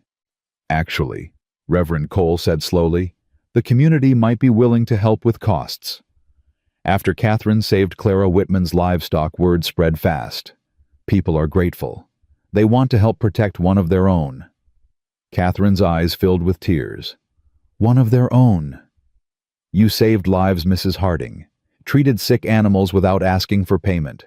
Showed up Clara Whitman with grace when you could have been petty. People notice things like that. They remember." Reverend Cole stood. "I'll ride to Bozeman tomorrow. The lawyer should be here by week's end." After the Reverend left, Catherine sat at the kitchen table and put her head in her hands. "I never wanted this. Never wanted to be a burden to bring trouble." Jesse sat beside her. "You're not a burden. You're my wife. And dealing with trouble together is what marriage is." "Is it?" Catherine looked up, her face vulnerable. "Your first marriage, was it like this, constant crisis and complications?" "Sarah and I had our share of troubles. Drought years, failed crop sickness. Marriage isn't about avoiding problems, Catherine. It's about facing them together instead of alone." "I don't know how to do that. Be part of a team. I've been on my own since my father died." "So have I since Sarah. We're both learning." Jesse reached across the table and took her hand. "But we're learning together. That counts for something." Ella appeared in the doorway holding her slate. She'd drawn a picture of 3 people holding hands in a circle. Above them, she'd drawn storm clouds on one side and sunshine on the other. "That's beautiful, sweetheart," Catherine said, her voice thick. "Is that us going through the storm to the sunshine?" Ella nodded solemnly and brought the slate over, placing it in Catherine's lap. Then she did something she'd never done before. She climbed into Catherine's lap, wrapped her arms around her neck, and held on tight. Catherine's tears spilled over. She held Ella close, burying her face in the child's hair, and Jesse had to look away, his own throat too tight to speak. That afternoon, Jesse was working in the barn when Tom Bradley arrived with an urgent message. "Jesse thought you should know. Thornton's still in town. He went to the telegraph office this morning, sent multiple wires to Chicago, and he's been asking around about property laws, marriage statutes, debt collection procedures." Jesse's jaw clenched. "He's building a case." "Looks like it. Also heard he hired a couple of men, rough types, to watch your ranch. They've been seen on the ridge above your north pasture." That changed everything. Watching the ranch meant Thornton wasn't just gathering legal ammunition. He was gathering intelligence, looking for leverage, possibly planning something more direct. "Tom, I need a favor. Can you send word to the neighboring ranches? Let them know what's happening. Ask them to keep an eye out for strangers on their property." "Already done. Most folks around here don't appreciate outsiders making trouble. You'll have support if things get ugly." After Tom left, Jesse found Catherine in the small veterinary barn she'd set up in the old storage shed. She was organizing her supplies, making detailed notes in her father's journal. "We have a problem," Jesse said, and explained about the hired watchers. Catherine's hand stilled on the journal. "He's looking for something to use against us. Some violation, some weakness. Or he's planning to force a confrontation, make you feel unsafe enough to leave." "I won't leave." "I know. But we need to be smart about this." Jesse leaned against the workbench. "No going anywhere alone. Not to town, not to check the far pastures, nowhere. And Ella stays close to the house." "You think he'd try to take Ella, use her as leverage?" "I think desperate men do desperate things, and Thornton strikes me as a man who's used to winning and doesn't handle losing well." That night Jesse checked every window lock and door bolt twice. He loaded his rifle and kept it by the bed. Mrs. Chen moved into the room next to Ella's, and Catherine slept with a knife under her pillow that her father had given her years ago. "This is absurd," Catherine whispered in the darkness. They were both in their separate rooms, but Jessie could hear her moving around, restless and anxious. "We're living like we're under siege." "We are under siege," Jessie called back. "But sieges end. Thornton can't stay here forever. He's got a business in Chicago responsibilities. Eventually, he'll have to leave. Or eventually he'll find what he's looking for." 3 days later, the lawyer arrived from Bozeman. His name was Marcus Webb, a sharp-eyed man in his 40s who listened carefully as Catherine explained her situation. "First thing you need to understand," Webb said, "is that your father's debts died with him.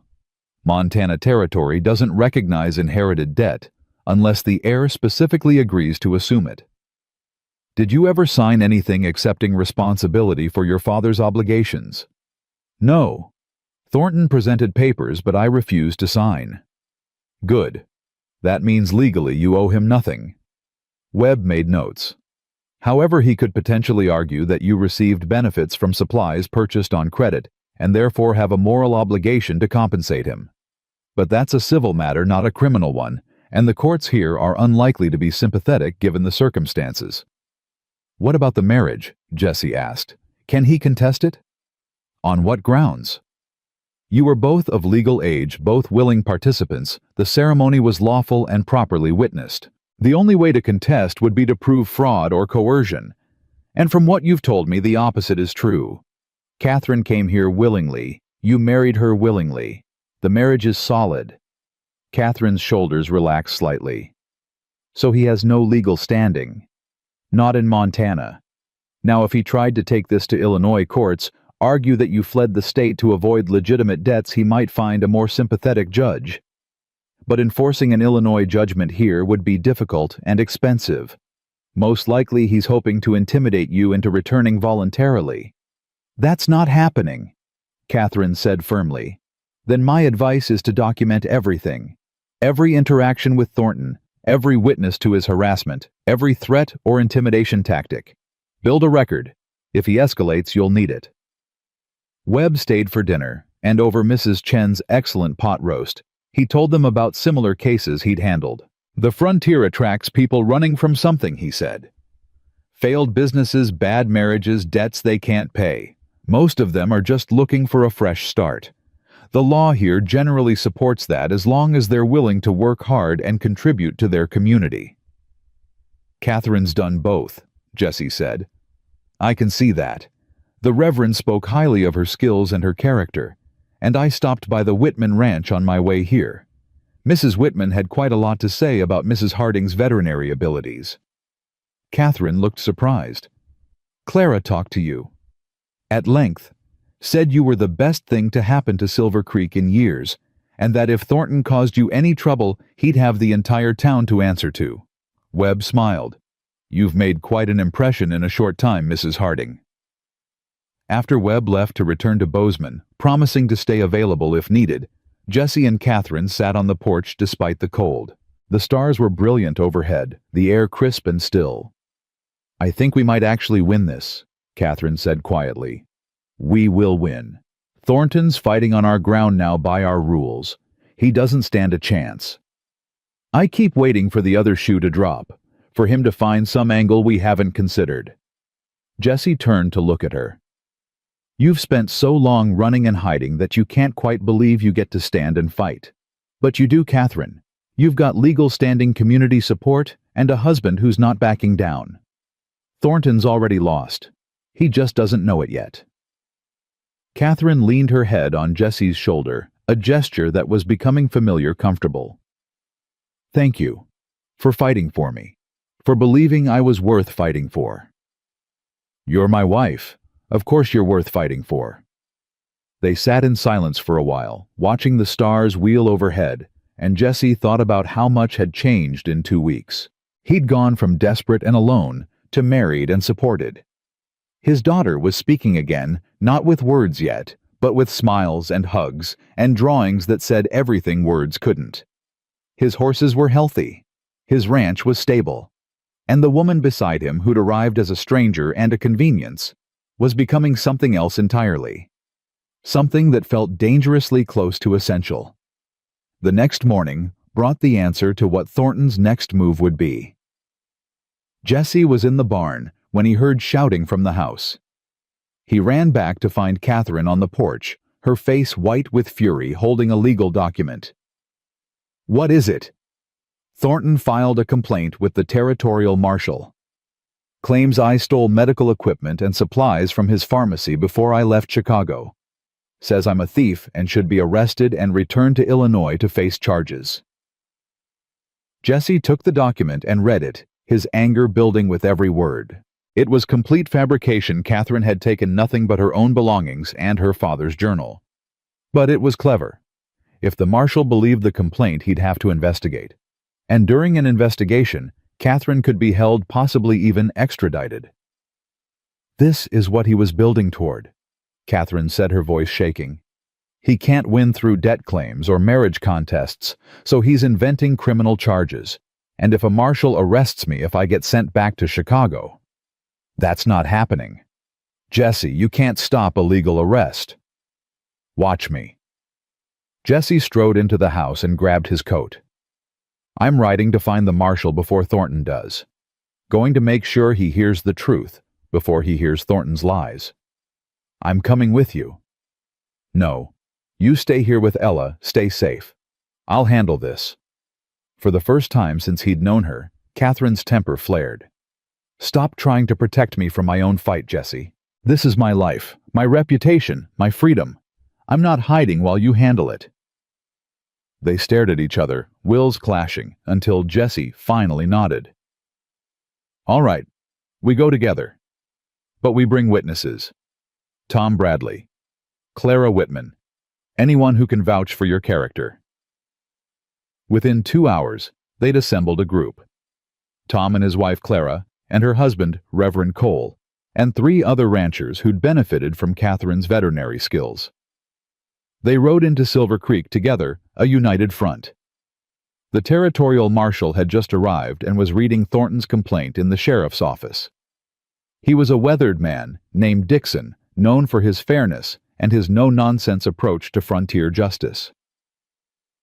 Marshal Dixon, Jesse said, before you make any decisions based on that complaint, I need you to hear from some witnesses. Dixon looked up, his eyes sharp. You're Harding, and this must be the Mrs. Harding in question. Yes, sir. And who are all these folks? One by one they told their stories. Tom spoke about Catherine's medical knowledge and the supplies she'd used to save Clara's livestock. Clara herself testified to Catherine's character and skills. Reverend Cole presented documentation of the marriage and his personal observations. The other ranchers described animals Catherine had treated, lives she'd saved. When they finished, Dixon set down Thornton's complaint. Mr. Thornton, you want to tell me why a woman with this kind of reputation and community support would need to steal medical supplies from your pharmacy? Thornton, who'd been waiting smugly in the corner, straightened. She had no money, Marshal. Her father died in debt to me. How else could she afford the equipment I saw her using? That equipment belonged to my father, Catherine said clearly. Every piece of it. I have receipts, bills of sale, everything documented in his records. I can prove ownership of every item in my medical bag. Then I suggest you produce those documents, Dixon said. Catherine pulled her father's journal from her bag and opened it to the back pages where James Brennan had meticulously recorded every purchase, every piece of equipment with dates and prices. Dixon reviewed them carefully, comparing them to the list of allegedly stolen items in Thornton's complaint. These don't match, Dixon said finally. The items Dr. Brennan purchased don't correspond to the items Mr. Thornton claims were stolen. In fact, several items on Thornton's list weren't even available in 1879 when Dr. Brennan made his purchases. Thornton's face flushed. She could have doctored those records. In her dead father's handwriting, with ink that's clearly years old. Dixon closed the journal and handed it back to Catherine.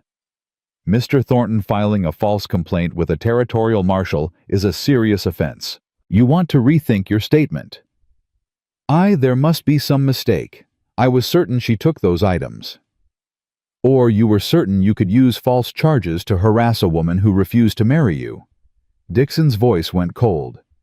I don't take kindly to my office being used for personal vendettas. Here's what's going to happen. You're going to withdraw this complaint in writing. You're going to leave Silver Creek today and not return. And if I hear one more word about you harassing Mrs. Harding, I'll file charges against you for making false statements to a peace officer. Are we clear? Thornton looked at Catherine with pure hatred. This isn't over. Yeah, it is, Dixon said. And if you're too stubborn to see that you'll find yourself in a Montana jail cell contemplating your choices, your call. Thornton left without another word, his shoulders rigid with fury. But he left. That was what mattered. Outside the sheriff's office, Catherine sagged against Jesse, all the tension draining out of her at once. It's really over. He's really leaving. He's leaving, Jesse confirmed. And if he's smart, he won't come back. Clara Whitman approached, her face warm. Catherine, dear, you held up beautifully in there. Didn't let him intimidate you one bit. I had help, Catherine said, looking at the group assembled around her. All of you. Thank you. We take care of our own, Tom Bradley said simply. You're one of us now. They rode home as the sun set, painting the snow in shades of gold and rose. Ella was waiting on the porch, and when she saw them, she ran down the steps and threw herself into Catherine's arms. It's all right, sweetheart, Catherine whispered, holding her tight. Everything's all right now. The bad man is gone. Ella pulled back and looked at Catherine's face, searching for truth. Then she smiled that brilliant smile that lit up her whole face, and for the first time in 2 years she spoke. Mama Kate. Ella whispered the words, soft but clear as bells. You stayed. Catherine's tears fell freely. I stayed, baby. I'll always stay. Jesse had to turn away, overwhelmed by the moment. His daughter had found her voice again. His wife had won her freedom. His family was whole and safe. That night, after Ella was asleep and Mrs. Chen had retired to her room, Jesse found Catherine in the kitchen, still holding Ella's slate, where the child had written, Mama Kate stayed, over and over in careful letters. She called me Mama, Catherine said, wonder in her voice. She loves you. We both do. The words were out before Jesse could stop them. Catherine looked up, her eyes wide. Jesse, I know this wasn't supposed to be that kind of marriage. I know we agreed to partnership, not romance.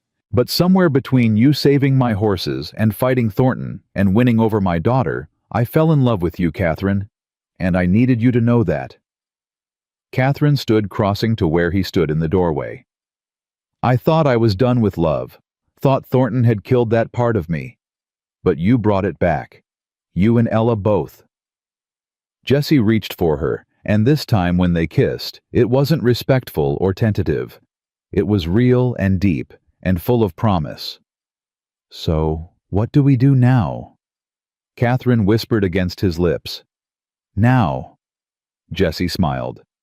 Now we stop pretending this is just a business arrangement and start building a real marriage, if you're willing. I'm willing, Catherine said. More than willing.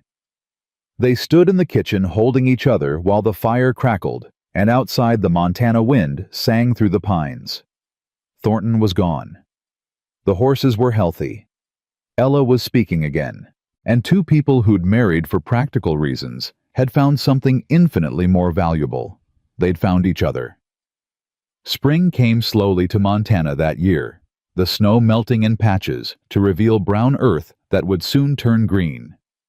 Jesse woke each morning to find Catherine already in the barn, her sleeves rolled up, talking softly to the horses as she checked them over with the same thoroughness she'd shown that first night. But now there was lightness in her movements, joy in her voice. The fear that had shadowed her eyes for weeks was gone. Ella followed Catherine everywhere, a small shadow with bright eyes and endless questions. She spoke in whispers, still her voice recovering slowly, like a muscle that had been too long unused, but she spoke.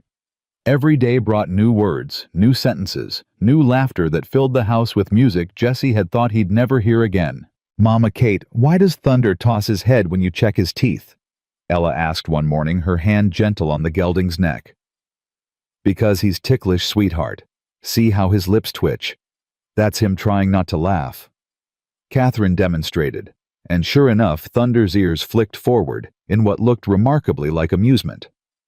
Animals have personalities just like people. Thunder's proud and a little vain. He doesn't like anyone fussing with his mouth. But you can do it. He lets you. Because we have an understanding. I respect his dignity, and he trusts me not to hurt him. Catherine finished the examination and gave Thunder a piece of apple.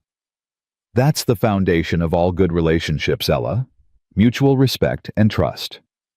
Jesse listened from the barn door, struck by how naturally Catherine had stepped into the role of mother.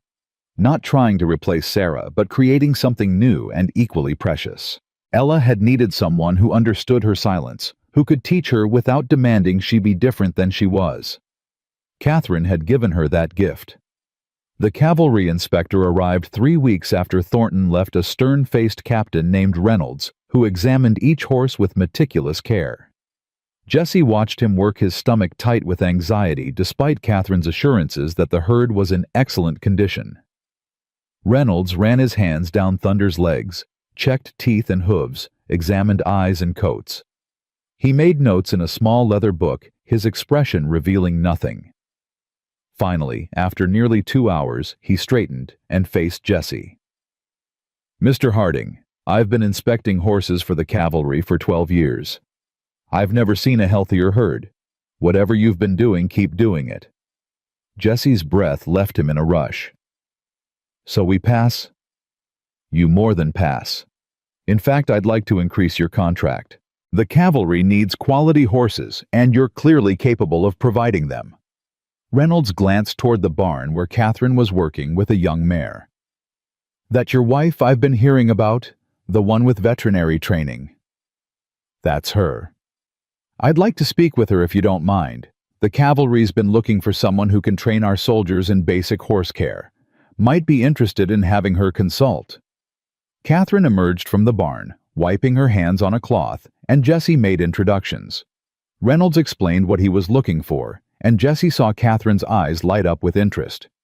"I could develop a training program," Catherine said slowly. "Basic health assessment, common ailments preventive care. Soldiers should know how to recognize problems before they become emergencies." "Exactly."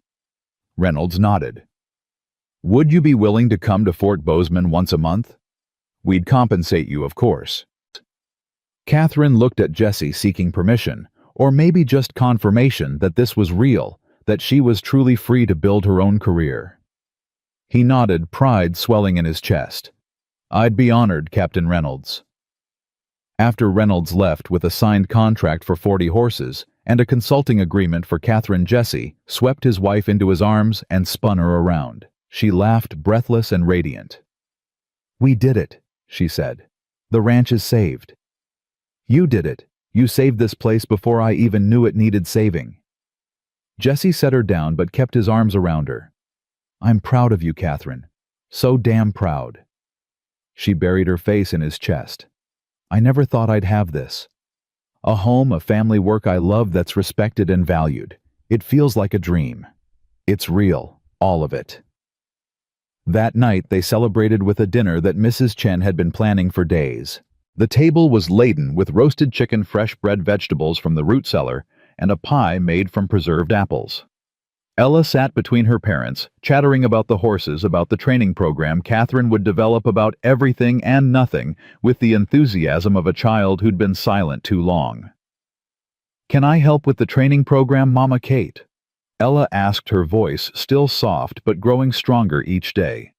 "I could draw pictures of the horses, show the different parts we need to check." "That's a wonderful idea," Catherine said. "Your drawings are very detailed. They'd be perfect for teaching." Ella beamed and immediately started sketching on her slate, her small tongue caught between her teeth in concentration.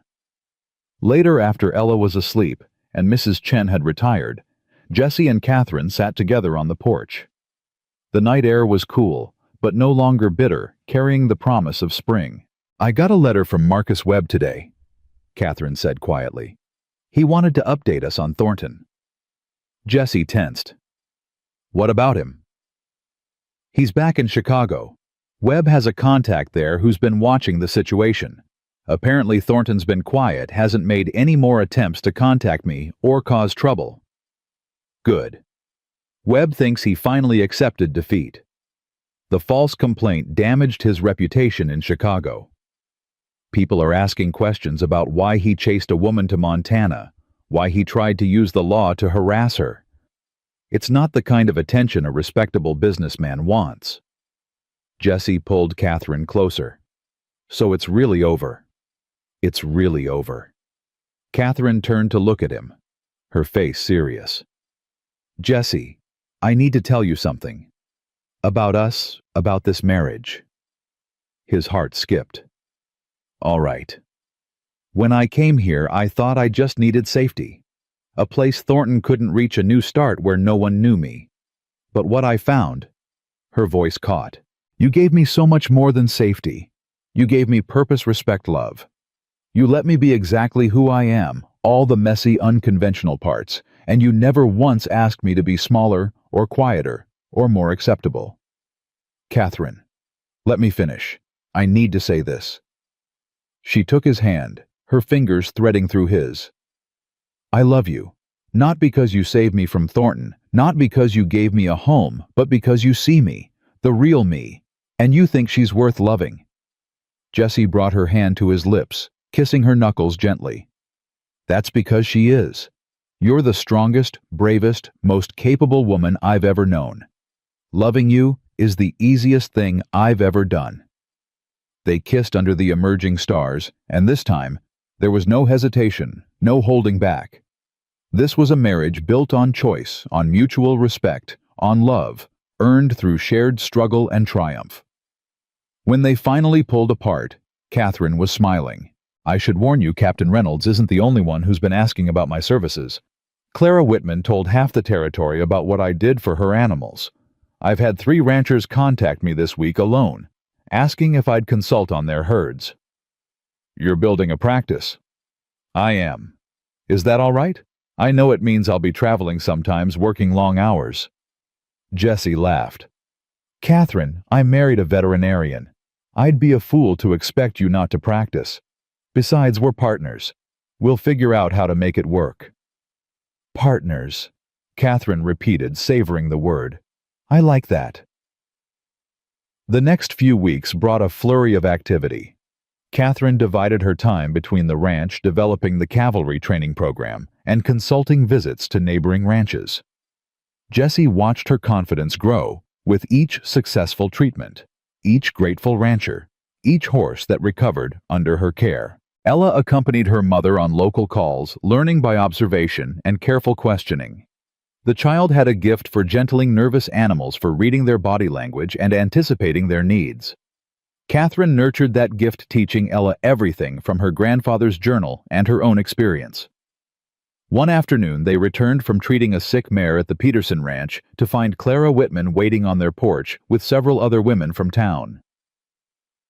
"Catherine, dear, we need to talk to you about something," Clara said, her face serious. Catherine exchanged glances with Jesse, worry flickering in her eyes.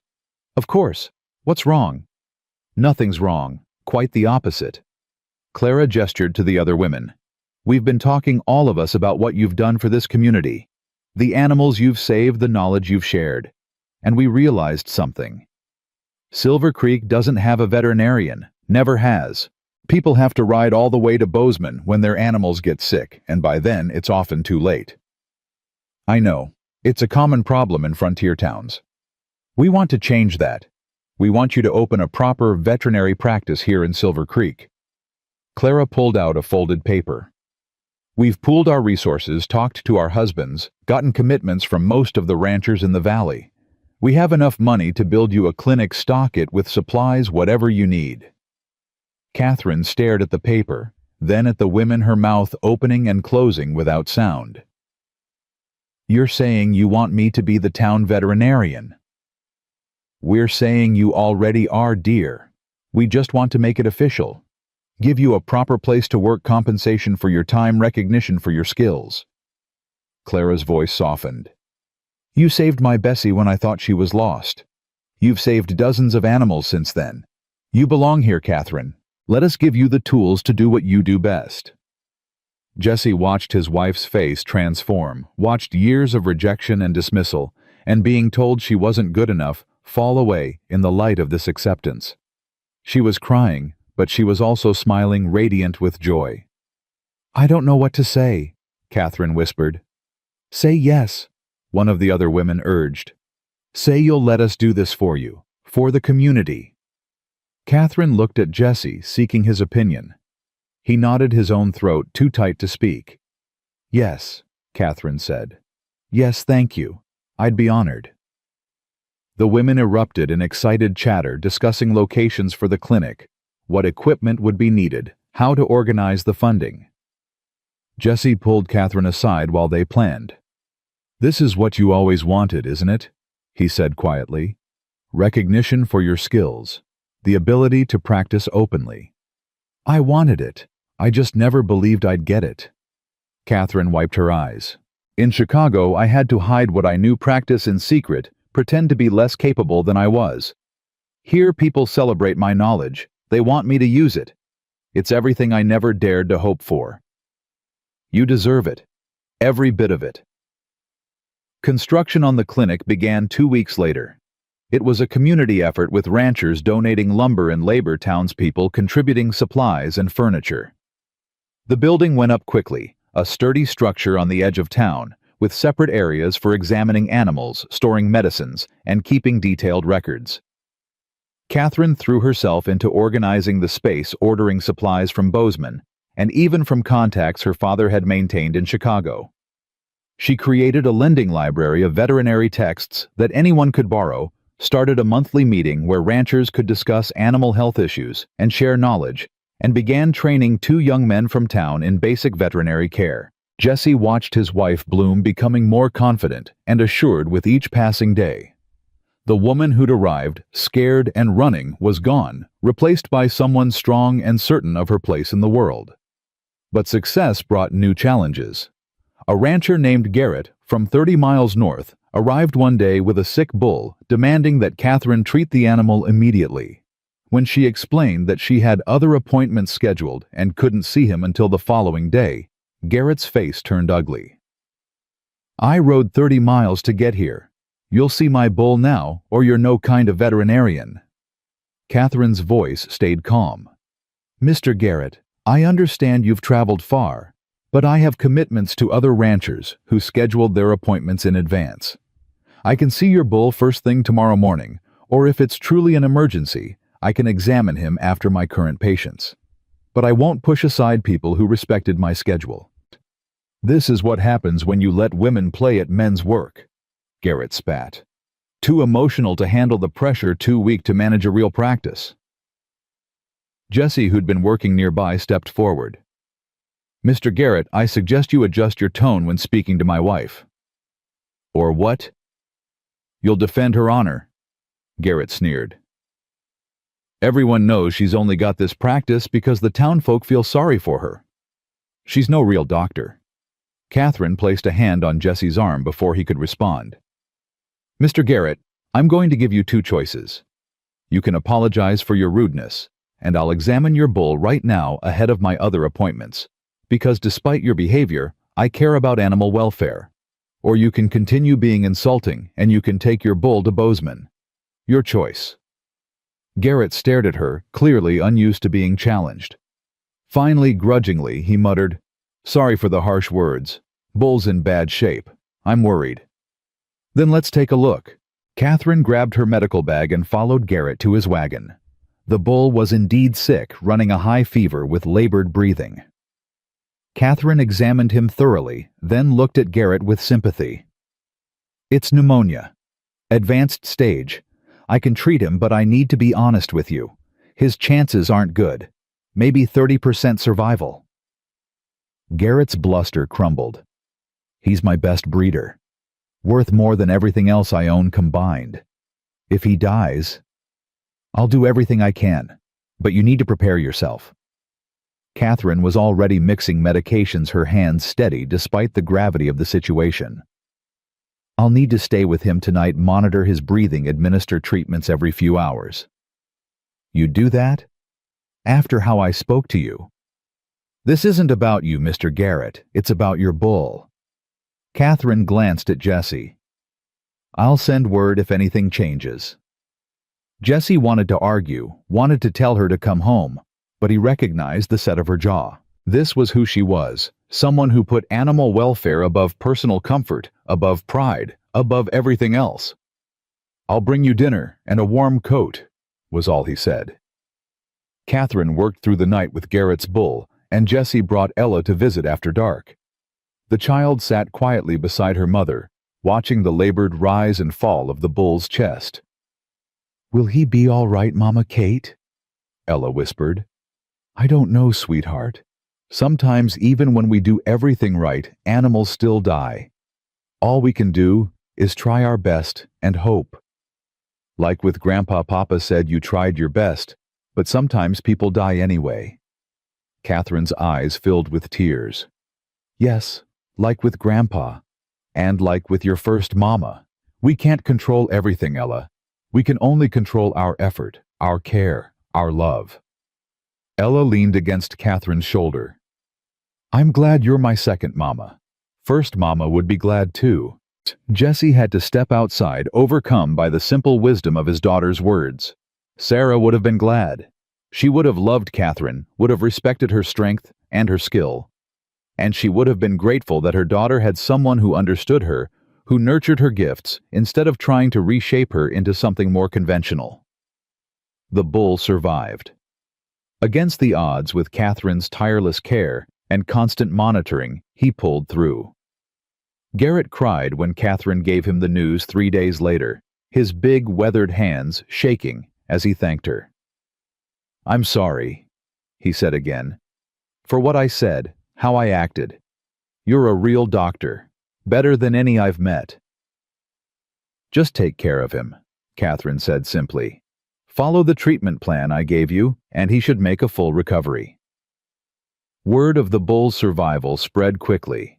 If Catherine Harding could save an animal that far gone, she could save anything. Ranchers started coming from farther and farther away, bringing their most difficult cases, their animals that other veterinarians had given up on. Catherine's reputation grew, and with it came opportunities. A veterinary college in California wrote asking if she'd consider lecturing. A medical journal requested an article about her herbal remedies.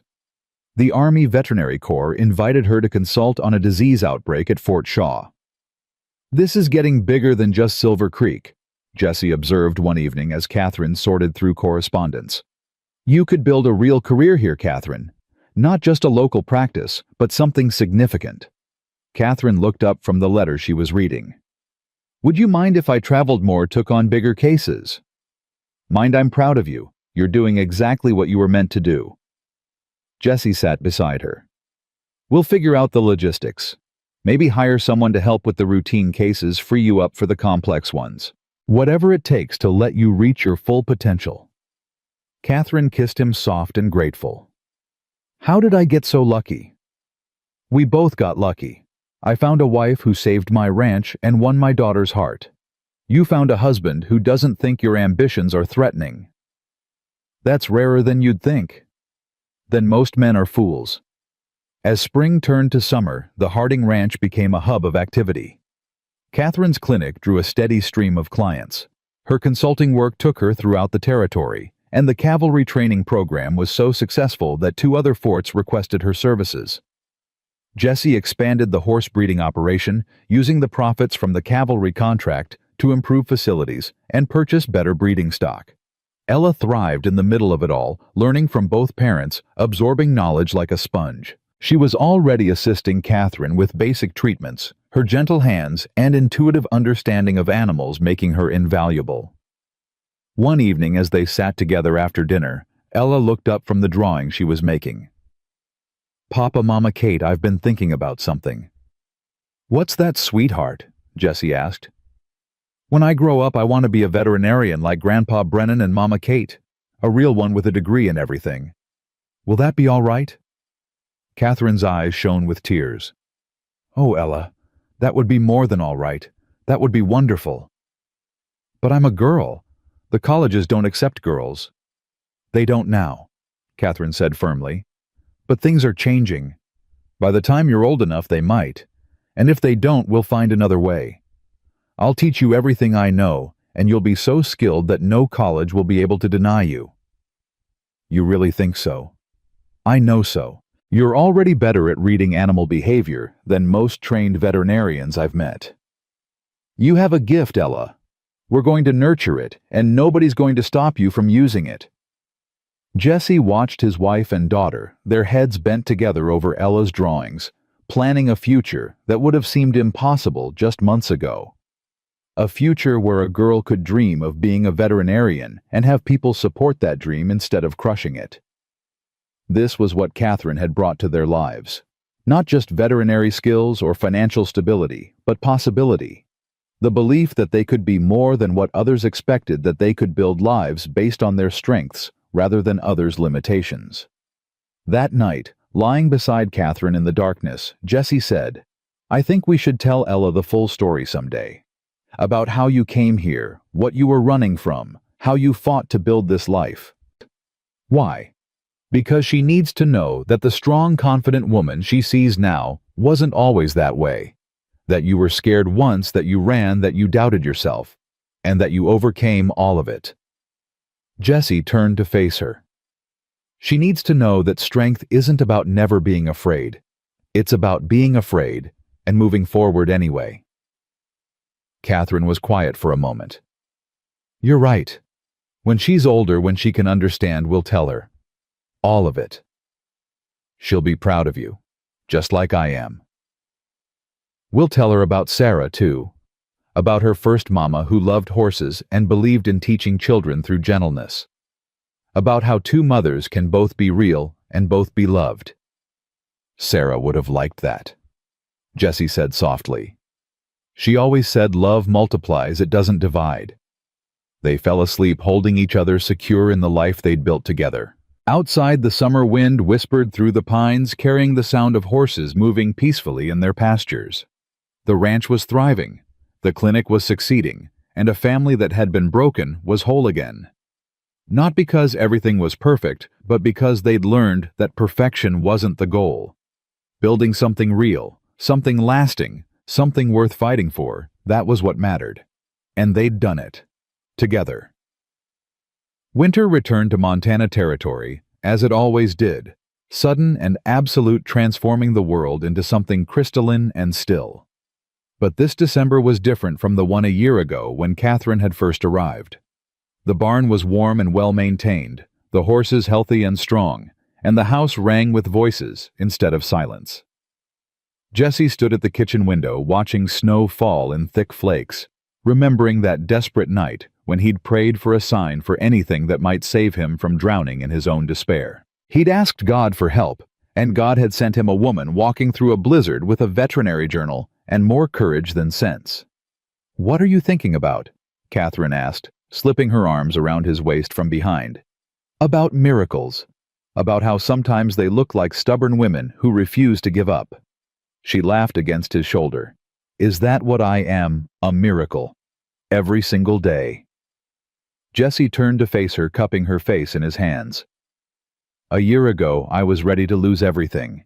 Now I have more than I ever dreamed of having again." "We both do." Catherine kissed him softly. "I was thinking we should do something special for Christmas. Mark the anniversary of when everything changed." "What did you have in mind?" "A celebration. Invite the whole community. Show them what their support made possible." Catherine's eyes sparkled with plans. "Clara's been hinting that the church needs a new roof. What if we donated the funds? Use some of our profits from this year to give back?" Jessie smiled. That was so perfectly. Catherine always thinking of others, always looking for ways to lift up her community. "I think that's a fine idea. Sarah would have approved." They spent the next week preparing. Mrs. Chen cooked for days, filling the house with the smells of roasting meat and baking bread. Ella helped Catherine decorate stringing pine garlands and making paper ornaments with the careful attention to detail she brought to everything. Jessie cleaned the barn and set up tables, transforming it into a gathering space warm enough for a winter celebration. On Christmas Eve morning, Catherine went to the clinic early to check on a horse recovering from colic. Jessie was supposed to meet her there after finishing morning chores, but when he arrived, he found her sitting at her desk, staring at an opened letter, her face pale. "What's wrong?" Catherine looked up, her eyes distant. "It's from the Chicago Veterinary Society. They want to offer me associate membership. Not full membership because I'm a woman, but associate status. It would give me access to their resources, their research, their network." "That's wonderful, isn't it?" "It is. It's everything my father wanted for me, everything he worked toward." Her voice was thick. "I just wish he could see it. Wish he could know that his teaching wasn't wasted, that I'm doing exactly what he trained me to do." Jessie knelt beside her chair. "He knows, Catherine. Wherever he is, he knows, and he's proud of you." "How can you be sure?" "Because I'm proud of you, and I've only known you a year. He knew you your whole life. Watched you grow, taught you everything he knew, trusted you with his life's work." Jessie took her hands. "Of course he's proud. How could he not be?" Catherine wiped her eyes. "I'm going to accept, not for the prestige, but because it means I can help more animals learn new techniques, contribute to the field my father loved. Then accept with my blessing and my pride." That evening, as twilight fell and the snow continued its gentle descent, people began arriving at the ranch. Clara and her husband came first, bringing fresh apple cider. Tom Bradley and his family followed, then Reverend Cole, then ranchers from throughout the valley. Even Marshall Dixon rode in from his rounds to join the celebration. The barn filled with warmth and laughter, with the sound of fiddles and conversation and children playing. Jessie stood at the edge of it all, watching his wife move through the crowd, stopping to talk with everyone, her face alight with joy and belonging. Ella tugged at his sleeve. "Papa, are you going to make a speech?" "I suppose I should. You want to help me?" Ella nodded seriously. At 9 years old, she was still small for her age, but her voice had grown strong and clear. She climbed onto a hay bale beside her father, and Jessie called for attention. "Folks, thank you all for coming tonight. Catherine and I wanted to gather you here to say thank you for everything you've done for us this year, for welcoming a stranger into your community, for supporting her when she needed it most, for giving her the chance to prove herself." "She didn't need much proving," someone called out, and laughter rippled through the crowd. "Maybe not," Jessie agreed. "But you gave her that chance anyway, and it changed our lives. So Catherine and I want to give something back. We're donating funds to repair the church roof, and we're establishing a veterinary fund to help ranchers who can't afford treatment for their animals." Surprised murmurs ran through the gathering. Clara Whitman stood, tears in her eyes. "Jessie, Catherine, that's incredibly generous. But you don't owe us anything." Catherine stepped forward. "It's not about owing. It's about community. A year ago, I arrived here with nothing but my father's journal and hope for a fresh start. You gave me that start. You trusted me when you had no reason to defend me when I needed defending, celebrated my successes like they were your own.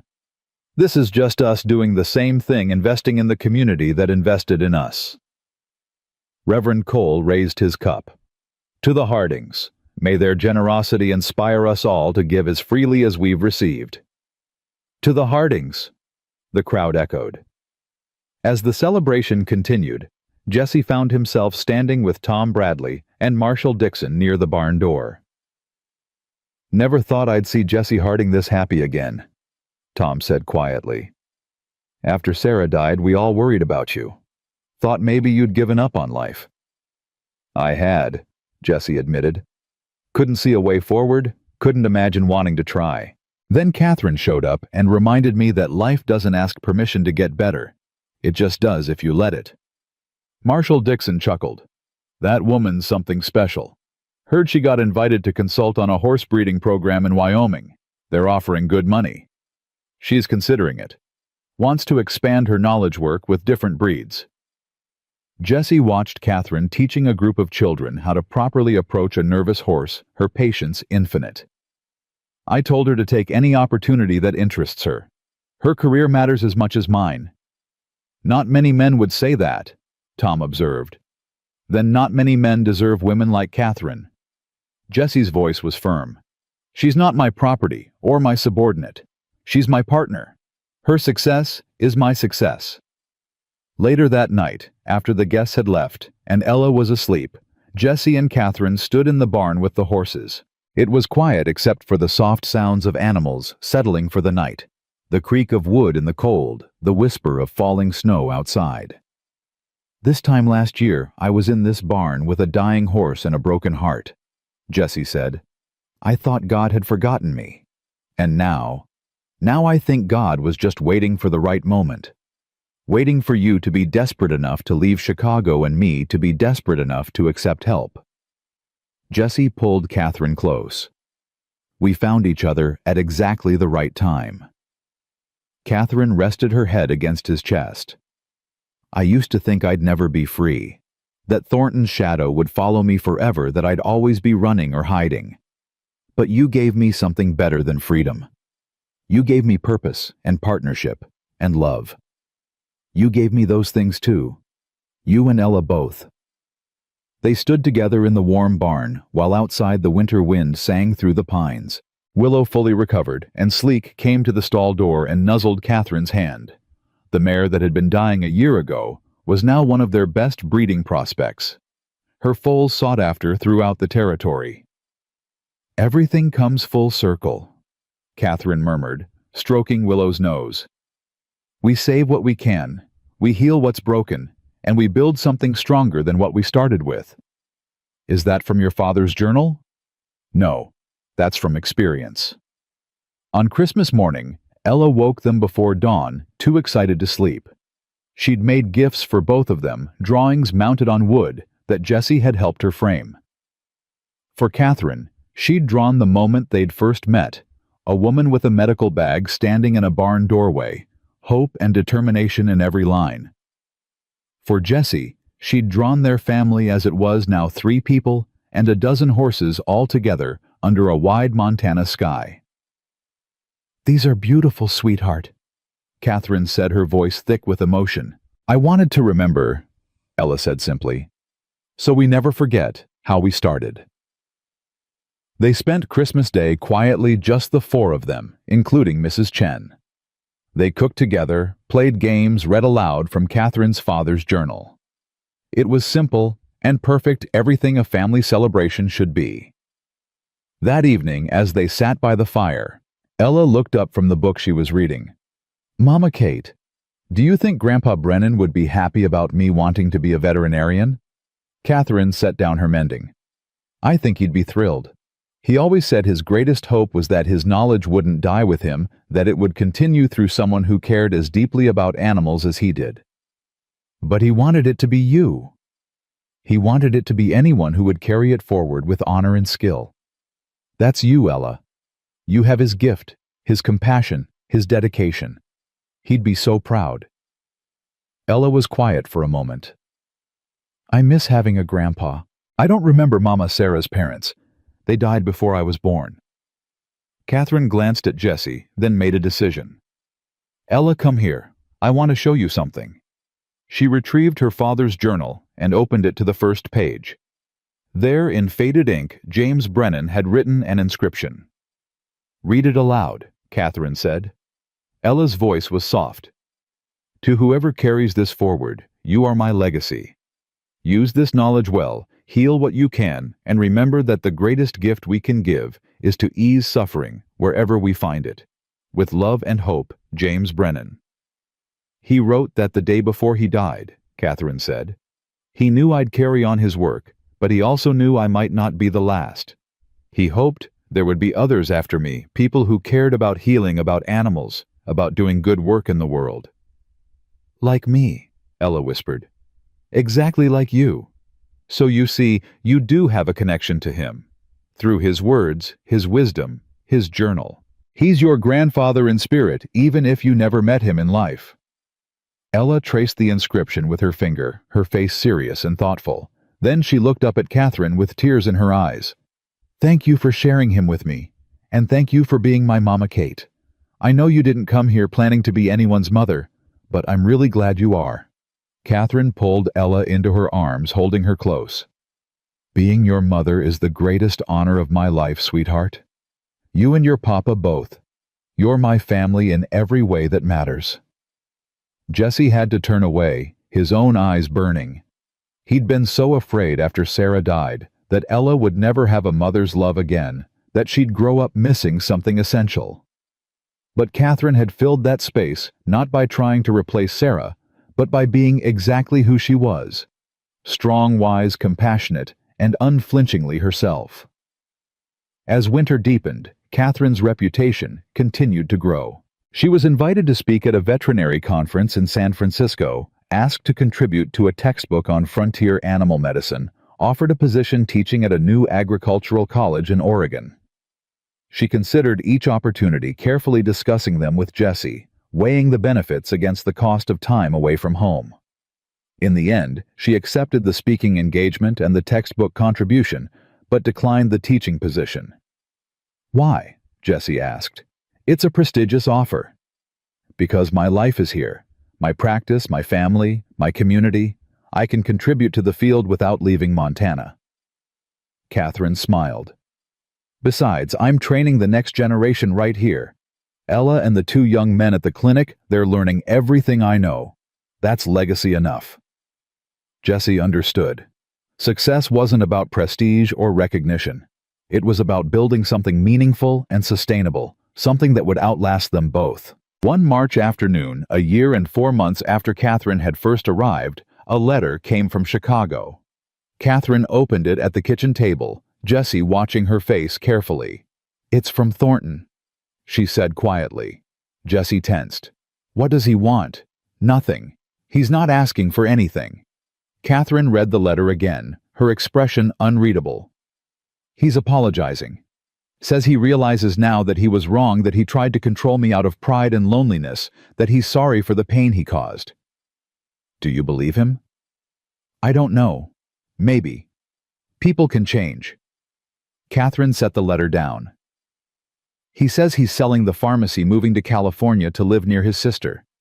He wanted me to know that he won't bother us again, and he hopes I've found happiness. Have you? Jesse asked. Found happiness?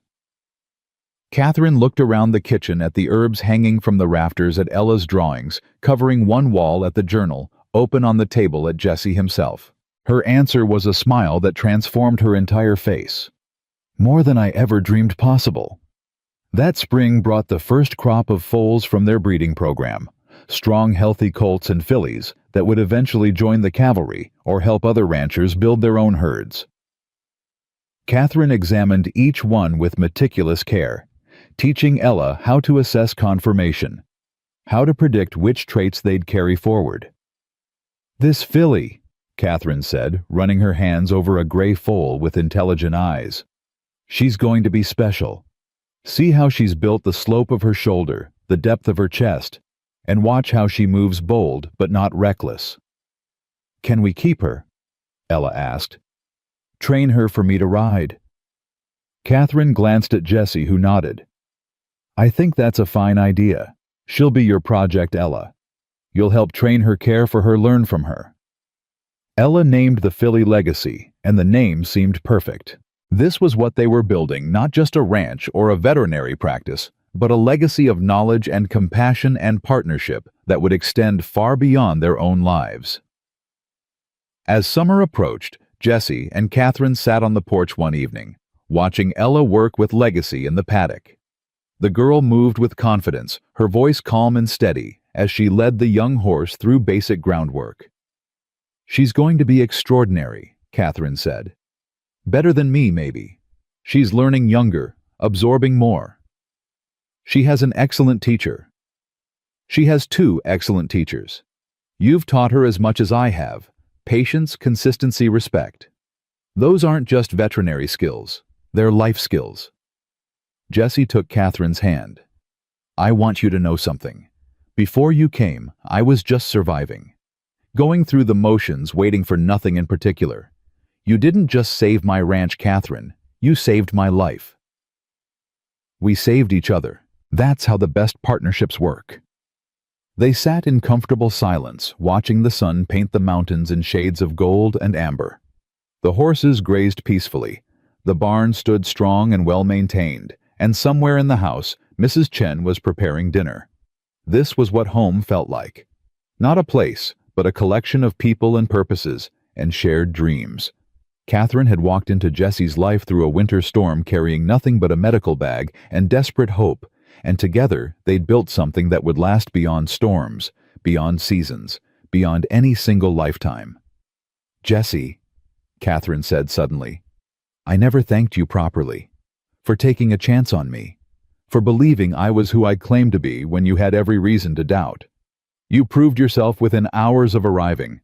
I'd have been a fool not to believe you. Still, you could have turned me away that first night. Sent me back to town, told me you'd changed your mind about needing a wife. But you didn't. No. Because the moment you started talking about strangles and treatment protocols, I knew you were real. And when you worked through the night to save Willow without asking for anything in return, I knew you were extraordinary. Jesse brought her hand to his lips. I didn't save you, Catherine. You saved yourself. I just had the good sense to get out of your way and let you. As darkness fell and the first stars emerged, Ella came running up from the paddock, her face flushed with excitement. Mama Kate, Papa, did you see Legacy walked right into the training halter without any fuss? She's learning so fast. That's because she has a good teacher, Catherine said, pulling Ella into a hug. You're doing wonderful work with her, sweetheart. Later, after Ella was asleep and the house was quiet, Jessie found Catherine in her study, reviewing case notes for tomorrow's appointments. She worked by lamplight, her face serious with concentration, occasionally making notes in the margins. You should rest, Jessie said from the doorway. Just finishing up. There's a difficult case tomorrow, infected hoof that's not responding to standard treatment. I want to review my father's notes on alternative approaches. Jessie came to stand behind her, reading over her shoulder. The journal was filled with James Brennan's careful observations, detailed drawings, notes from decades of practice. It was a treasure trove of knowledge, and Catherine had added to it over the past year, documenting her own cases and discoveries. This will be Ella's someday, Catherine said softly. And maybe her daughters after that, or her students. The knowledge keeps growing, keeps passing forward. That's the best kind of legacy. Not money or property, but wisdom earned through experience and shared freely. Catherine closed the journal and stood turning into Jessie's embrace. I love you. I know I don't say it often enough, but I do. More than I have words for. I love you too, always will. They stood together in the small circle of lamplight, while outside the Montana night stretched vast and dark and full of stars. Somewhere in Chicago, Tobias Thornton was packing his belongings and preparing to start over. Somewhere in the barn, horses slept peacefully healthy and cared for. Somewhere down the hall, a child dreamed of following in her grandfather's footsteps. And here, in this quiet room, two people who'd married for practical reasons held each other with a love that had grown from respect and partnership and shared purpose into something profound and unbreakable. Jesse thought back to that desperate prayer he'd whispered a year and a half ago when he'd asked God for a sign for any reason to keep fighting. He'd thought he needed a miracle. What he'd gotten was better. He'd gotten Catherine Brennan stubborn and skilled and utterly unwilling to let anything die without a fight, including him. She'd arrived with nothing but knowledge and courage, and together they'd built a life that mattered. A ranch that thrived, a practice that healed a family that loved each other, not despite their differences, but because of them. That was the real miracle. Not divine intervention, but two broken people choosing to trust each other, to work together, to build something better than either could have created alone. "Ready for bed?" Catherine asked, her voice drowsy. "Ready." They walked upstairs hand in hand, checked on Ella one last time, the child sleeping with Legacy's halter beside her pillow and James Brennan's journal on her nightstand, and then went to their own room. As Jesse drifted toward sleep, Catherine's head on his shoulder, and her breathing already slow and even, he whispered one final prayer. Not a plea this time, but gratitude. "Thank you for sending her. Thank you for second chances. Thank you for showing me that the best answers to prayers don't always come in the form we expect." Outside, snow began to fall again, soft and gentle, covering the world in silence. But inside the Harding Ranch, there was warmth and life and love enough to last through any winter, through any storm, through anything the frontier could throw at them. Because they'd learned the most important truth of all healing starts when someone believes things can be fixed again. And from that belief, everything else follows.